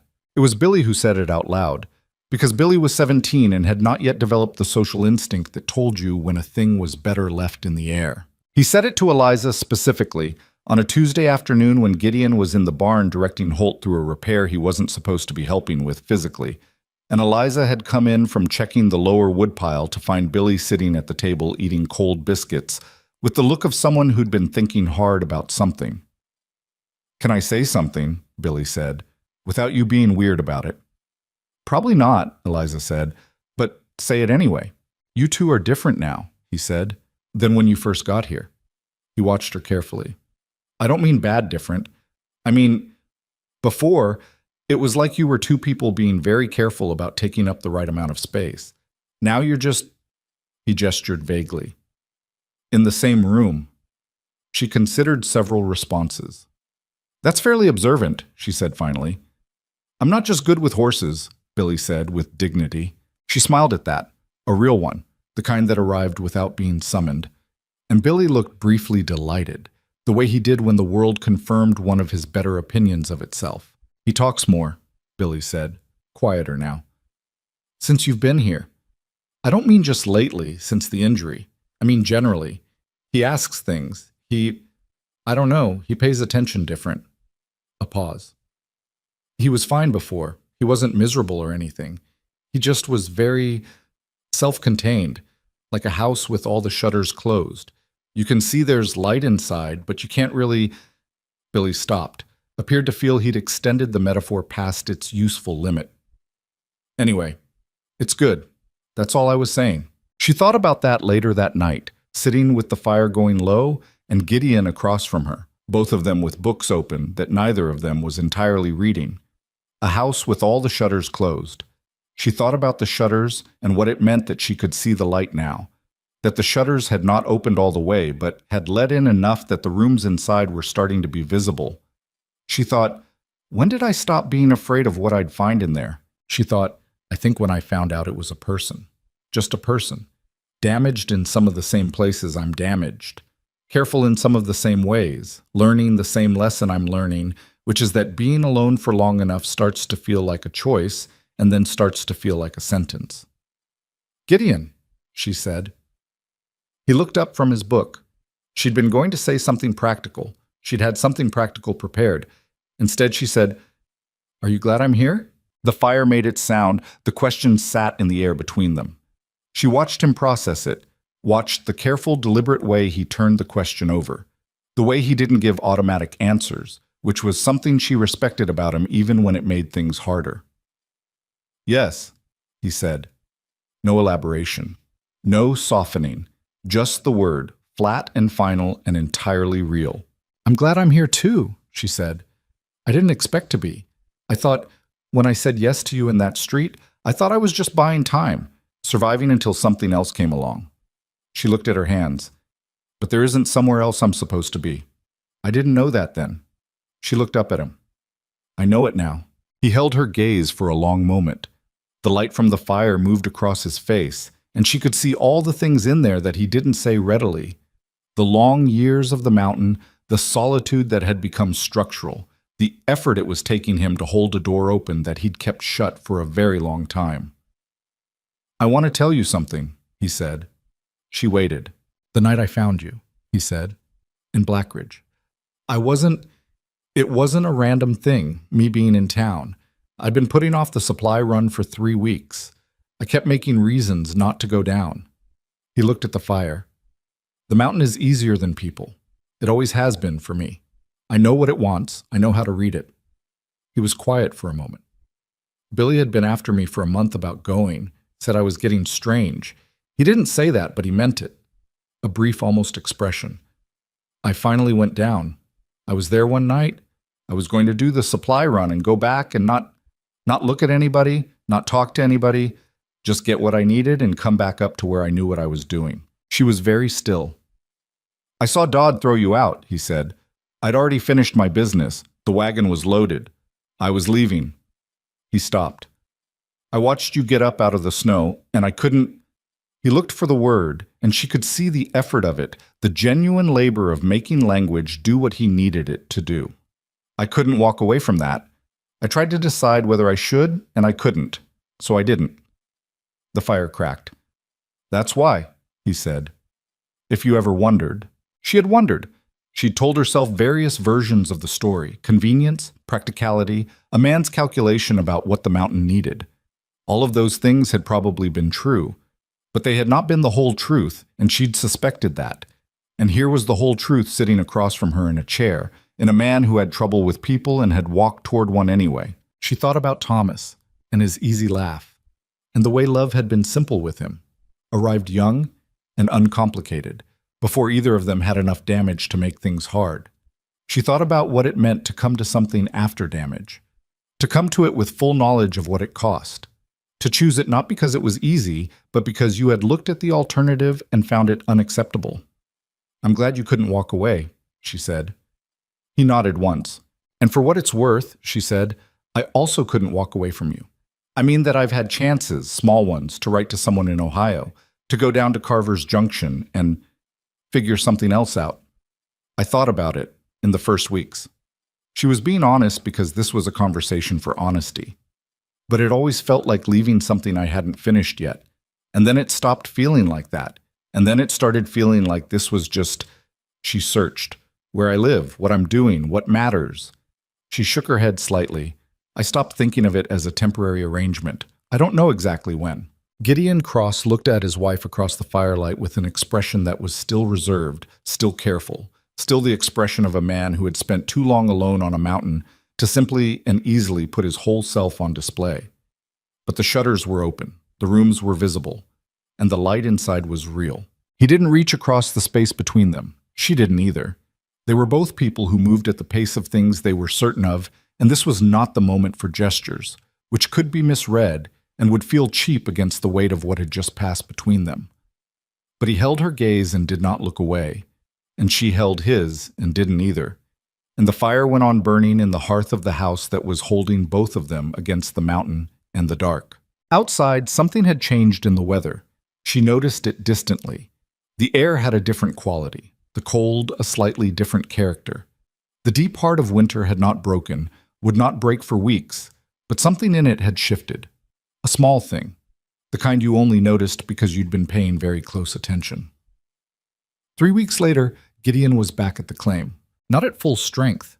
The ribs still gave him trouble at the end of a long day, and he came in some evenings with his jaw set and his posture carrying something he wasn't saying, and she kept the willow bark tea made and set it in front of him without making it a conversation. And he drank it without making it a conversation, which was one of the better things about how they operated together. But he was back in his element, reading the ground, directing Holt and Prentice with the precision of someone who had spent 4 years learning a very specific piece of mountain, and the distance between them when he came in at night was not the distance of before. It was something new. The kind of space that exists not because two people are staying apart, but because two people are each complete enough to not need to be constantly in contact. A comfortable distance, the kind you choose rather than maintain. Billy noticed this too, because Billy noticed everything. "Told you," he said one afternoon without context, nodding at nothing in particular. "You did," Eliza agreed. He looked extremely pleased with himself. What she hadn't told Billy. What she hadn't fully told herself yet, though it was assembling in the back of her mind with the patience of something that understood it would be acknowledged eventually, was that she was building something here that she hadn't set out to build and didn't have a clean name for yet. Not just a household, not just a function. Something with more weight than that and more future. She stood at the window one evening in early March, the last of the winter light going blue and then gray over the mountains, and she looked out at the trail coming down from the claim and watched for the figure she'd been watching for every evening for weeks now. And when he came around the bend in the trees, she felt something in her chest that was clear and steady and entirely unlike anything she'd felt since before Thomas died. She thought, oh. She thought, well. She went to put dinner on the stove. Spring came to the mountain the way it always did up there. Not as an arrival, but as a slow argument, winter refusing to concede anything cleanly, giving up ground in inches. March was still hard. April was better in theory than in practice. But by the first week of May, something had genuinely shifted in the light, the way it hit the upper slopes in the late afternoon, and turned the snowmelt into something that looked almost like gold running between the rocks. And the pines had that new growth smell that was so specific and alive, it hit you in the chest when the wind brought it through the window. Eliza noticed all of it. She'd become a person who noticed the mountain now, which had happened so gradually she couldn't point to the moment it started. She'd arrived in winter darkness, survived it, worked through it, and come out the other side with a relationship to this specific piece of ground that was hard to explain to anyone who hadn't done the same thing. The mountain had not become gentle, it had simply become hers. She was in the supply chest pulling the quarterly records when she found the letter. It had come up with the last post run, tucked among the hardware invoices and a seed catalog she'd ordered from Denver, and it sat in her hand with the weight of something trying to look ordinary. The return address was a legal firm in Denver, Hargrove, Sills and Crane, attorneys at law. The letter was addressed to Gideon Cross. She set it on the table and went to find him. He was at the claim. She walked up the trail herself, which she did routinely now without the careful anxiety of the early weeks, and found him at the mouth of the secondary shaft talking to Holt about the timbering supports. He saw her face and cut the conversation short. She handed him the letter on the walk back down. He read it twice, which she knew meant it was bad. He read things once when they were routine. Twice meant he was making sure he'd understood correctly before he reacted. "Consolidated Mountain Resources," he said. "I don't know them. You wouldn't. They're new." He folded the letter with a crispness that meant he was controlling something. They've been buying up claims across 3 counties. Small operations mostly. They send a letter first, make an offer. If you don't sell... He stopped walking. They were at the porch now. He looked at the letter again, then at the mountain above them, the pines, the claim trail, the 4 years of work visible in the infrastructure of the place if you knew what you were looking at. They're challenging the original claim registration, saying the survey markers were improperly filed in 1880. Eliza was quiet for a moment. Were they? she said. No. He said it with the flat certainty of a man who had checked. I did the survey myself. I had it witnessed and filed in Carver's Junction and copied to the county seat. He looked at her. But filing a challenge costs them nothing. Fighting a challenge costs me time and money, and if they drag it out long enough, you run out of one or both, she said. That's the idea. She took the letter back from him and read it herself, standing on the porch in the May light. The language was what legal language always was. Precise and bloated at the same time, saying simple things in the most complicated possible way, but the simple thing it was saying was, we want your mountain, and we have lawyers, and we're willing to wait. She had a thought. She didn't say it yet. She turned it over and examined it from several angles. Where are your original filings? She said. Supply chest. Locked section. Bottom. I want to look at them tonight. He looked at her. Eliza, I've already looked at them. Everything is in order. I know, she said. I still want to look. He recognized the expression she was wearing, had learned to recognize it over the months, the particular focused stillness she got when her mind had found a thread worth pulling, and he stood aside and let her past. She spread the original claim documents across the kitchen table that evening. Survey maps, witness statements, the original registration paperwork, the quarterly yield report she'd been meticulously maintaining since February, the historical ledger she'd reorganized during Gideon's recovery. She went through all of it with the same methodical attention she'd learned from her mother balancing farm accounts, not looking for anything specific at first, just reading the whole picture. Billy sat at the end of the table, not being asked to leave, which meant he was allowed to stay, watching her work with an expression of deep concentration, as if proximity to the process might transfer understanding. Gideon sat across from her. He'd brought coffee. He didn't interfere. Here, she said, after 2 hours. She turned the original survey map toward him and put her finger on a notation in the lower corner, a reference number cross-filed to the county records that would, if followed, produce the original witness documentation for the survey markers. Consolidated's challenge is based on claiming the markers weren't witnessed correctly, she said, but this reference number points to the original witness filing.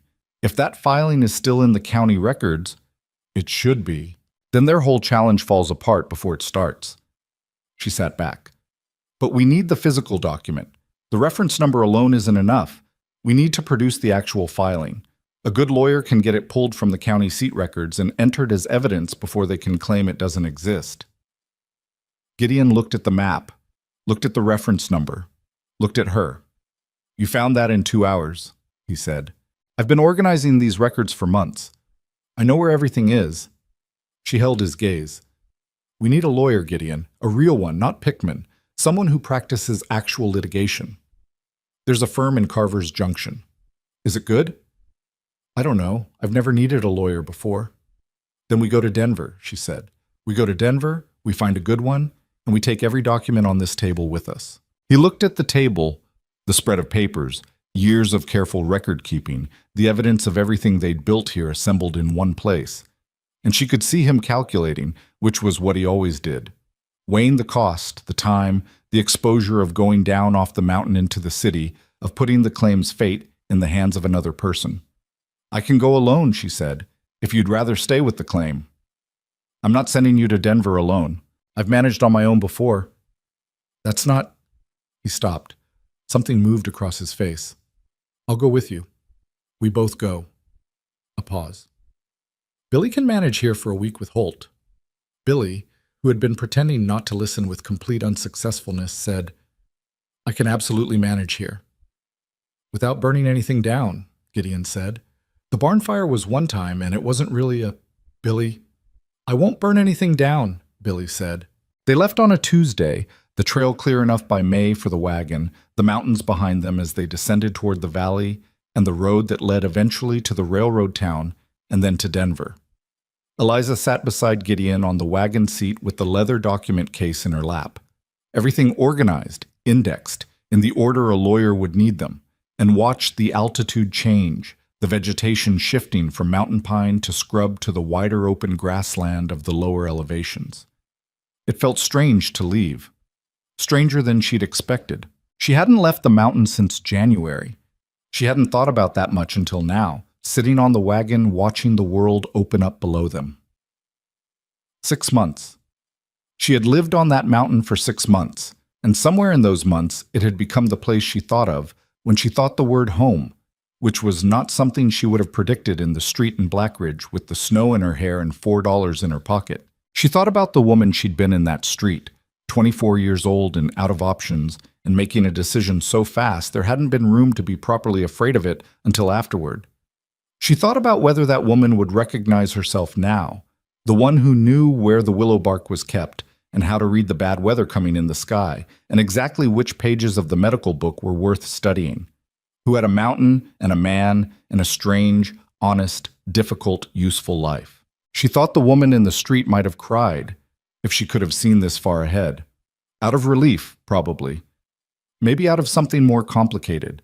The way you cry when something turns out to mean more than you'd been allowed to hope for. "You're quiet," Gideon said beside her.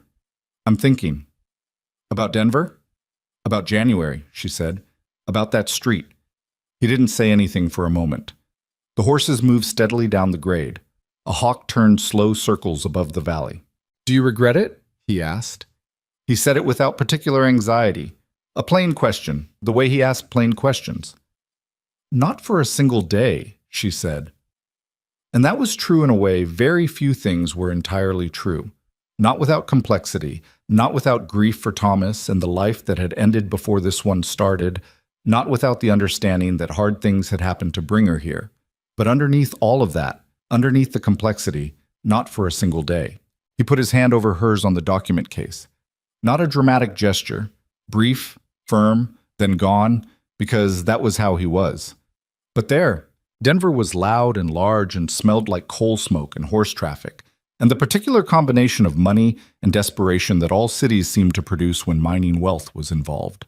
They stayed 2 nights in a respectable hotel on Larimer Street and spent the days in the offices of a lawyer named Aldous Marsh, who came recommended by the man at the assayer's office, and who turned out to be small, sharp-eyed, somewhere in his late 40s, and deeply unimpressed by Consolidated Mountain Resources. "I've seen 4 of their challenges in the last year," Marsh said, turning over Eliza's organized documents with the professional efficiency of a man who'd spent decades reading legal paperwork. "Same pattern every time. They pick small operators, file a challenge on a technicality, run up costs. Most people settle." He looked up over his glasses. "The ones who don't settle and have their paperwork in order win." "Our paperwork is in order," Eliza said. Marsh looked at the document index she'd prepared. Every record organized by date and category. The key items flagged. The reference number for the county witness filing highlighted at the top. He looked at it for a moment longer than he needed to. "Yes," he said. "It is." He looked at her, then at Gideon. "This is your work?" "My wife organized the records," Gideon said. "Your wife saved your claim," Marsh said, with the matter-of-fact tone of a man who valued precision. "Half the operators I see come in here with a box of loose papers and a hope. This," he set the index down. "This tells the story before I have to find it. It changes what I can do in court significantly." He took the case. He pulled the county witness filing within 3 days. It existed, intact, exactly where the reference number said it was, filed in the spring of 1880 in Eliza's own handwriting, no, in the county clerk's hand. Gideon had done everything correctly 4 years ago, every marker witnessed and documented, every form filed in the right office. Consolidated Mountain Resources' challenge collapsed in the preliminary hearing. It took 6 weeks in total from the date of the letter to the date of the dismissal, and Eliza spent most of those weeks on the mountain while Marsh handled the legal process, waiting for letters and sending responses, keeping the records he needed organized and complete. There was a period in early June, 3 weeks into the process, when Consolidated's lawyers filed a secondary challenge, a different angle, a different technical argument, and she spent 2 days going through every document she had looking for the response. She found it at 2 in the morning on the second day in the original yield records from 1881, a secondary survey notation that had been made after the initial filing, properly witnessed, that directly addressed the new angle of attack. She wrote the response herself, longhand, sitting at the kitchen table with Billy asleep in his chair across the room, and sent it down to Marsh by the Morning Post rider. Marsh sent back 3 words. That finishes it. The dismissal came on a Tuesday in late June. Marsh's letter arrived mid-morning, and Eliza read it standing at the kitchen table and put it down and stood there for a moment with her hand flat on the wood. Gideon came in from the claim at noon. She'd waited to tell him in person. She handed him the letter. He read it. Once, which many understood it fully the first time. He set it down. He stood at the table with his back to her for a long moment, and she could see the set of his shoulders, the particular stillness of a man letting something go that he'd been carrying without realizing quite how heavy it was. It's done, he said. It's done. He turned around. He looked at her with an expression that she'd been learning the vocabulary of for 6 months and still found she needed new words for. Gratitude was in there, yes, but under it something larger, something that had to do with the specific weight of having been fought for. You did this, he said. We did this. Eliza. He said her name the way he sometimes said it now, not as address but as something else, as the word that meant several things at once. You have no idea. He stopped, started over. When I built this claim, I thought I was building something for myself, because there was nothing else, because the mountain was the only thing I could manage to care about after, he paused, after Daniel, after a long time alone. He looked at the letter, then at her. I didn't think it could be for 2 people. I'd forgotten what that felt like, building something for 2 people. She crossed the kitchen, and she stood in front of him, and she put her hand on his chest, over the ribs that had healed, and she looked up at him. It's for more than 2 now, she said. He looked at her for a long moment, reading what was in her face, and something in his eyes changed. A careful, still shock, the kind that happens when something you'd privately hoped for announces itself as real. She hadn't been certain yet, not 2 weeks ago. She was certain now. She'd been going to find a quieter moment, a prepared moment. But standing in the kitchen with the dismissal letter on the table and the mountain visible through the window and 6 months of a life she hadn't planned to love behind her, there wasn't any reason to wait for quieter. I'm going to need you to stay off the high trails for a while, she said. After the fall. He put his hands on her shoulders. Eliza, he said. I know it's... She took a breath. I'm not afraid of it. I want you to know that. I'm not afraid of it. He pulled her in and held her carefully, the way he did things, without excess, without performance, with complete attention. She pressed her face against the worn fabric of his shirt and felt the solid reality of him, and let herself stay there. After a while, he said into her hair, The claim is going to need a better structure. She laughed. She didn't mean to, but she did, surprised out of her, the way Thomas's laugh used to arrive. You're thinking about the claim structure right now. I'm thinking about what we're building, he said. I want it to last. She pulled back far enough to see his face. He was not smiling. Gideon Cross did not smile easily or often. But something in his expression was open in a way that took her breath slightly, the way unexpected things did when you'd stopped expecting them. It'll last, she said. She meant the claim. She meant the house. She meant all of it. He nodded once, the way he agreed to things that mattered. By August, the mountain had changed again, the way it was always changing. New people on the trails, word having spread through Carver's Junction and beyond, that the Silver Cross claim was producing well and operating fairly and had beaten back the corporate challenge that had swallowed up 3 other operations in the county. 2 families came up in July, settling the flat ground east of the claim where the timber had been cleared, building small but solid houses with the kind of pragmatic determination that people brought to new places when they understood what the place required. A 3rd family arrived in August. A 4th was expected in September. Billy turned 18 in July, and Gideon gave him a share in the claim operation, formal and legal, documented in Eliza's handwriting in the ledger and in a letter sent to Marsh for proper recording. Billy stood in the kitchen holding the paperwork with the ears too big for his head look he still sometimes got when the world surprised him, and then he folded it very carefully and put it in his shirt pocket close to his chest. You don't have to, he started. You've earned it, Gideon said, that's all. Billy looked at Eliza. She gave him the smallest nod. He swallowed hard and said nothing else, which was the most significant silence she'd ever heard from him.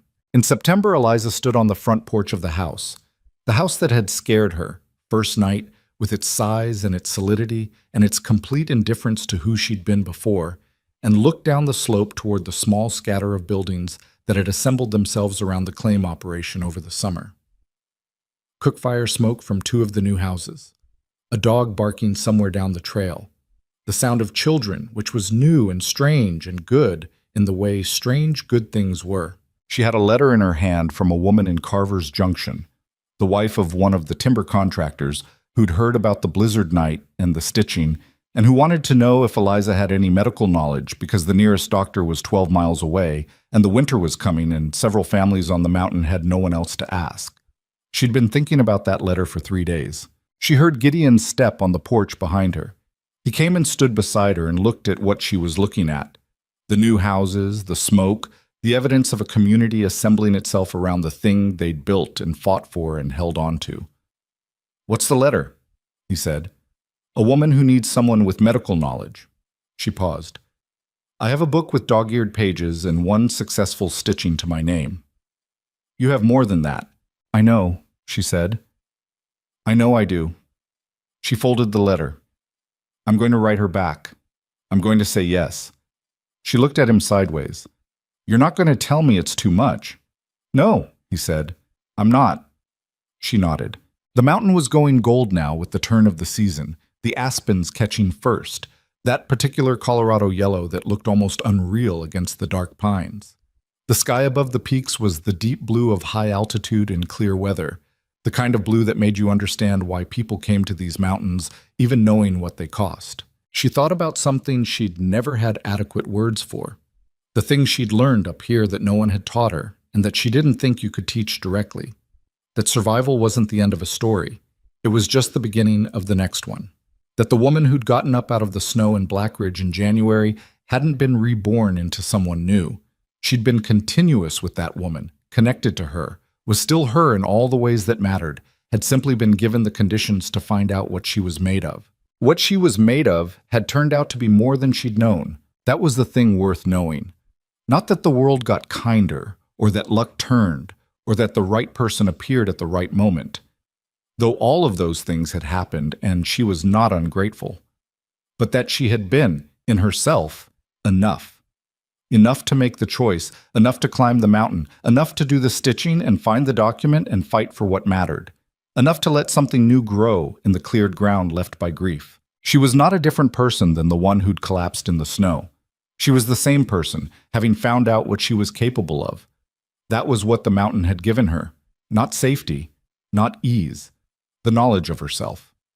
Gideon's hand found hers on the porch rail. Not briefly this time. He held on. His hand was rough and warm, and she'd learned the particular weight of it over months until it felt as familiar as her own. "We should start the fall supply run before the weather changes," he said. "I know. 3 weeks, probably. I've already started the list." He was quiet for a moment, then, "I was thinking we could add lumber, if the East Flat is going to keep growing." "I put lumber on the list," she said. She felt him looking at her profile. "You put it on the list," he said, "last week." She turned to look at him. "I thought the same thing, about the East Flat." He held her gaze and she held his, and between them was something that didn't need language because they'd been building the language for it all year. In ledger columns and midnight vigils and arguments about ribs and the slow hard work of two broken people deciding, day by day, that they weren't going to stay broken. "Good," he said. She turned back to the mountain. He stood beside her. Below them, the new families were doing the things people did at the end of a day. Banking fires, putting up animals, moving toward the warmth and light of their own homes. The work of living, which was ordinary and essential and had its own beauty if you looked at it right. She had nearly died in a snowdrift in January.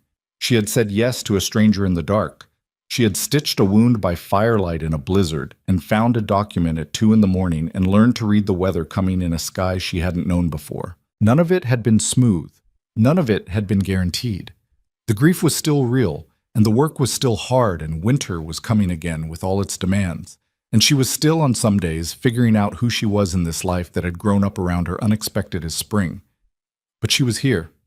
She had built something that lasted. And the mountain that had tested her, that had taken everything it could take, was hers now in the way only things you've genuinely earned can ever be.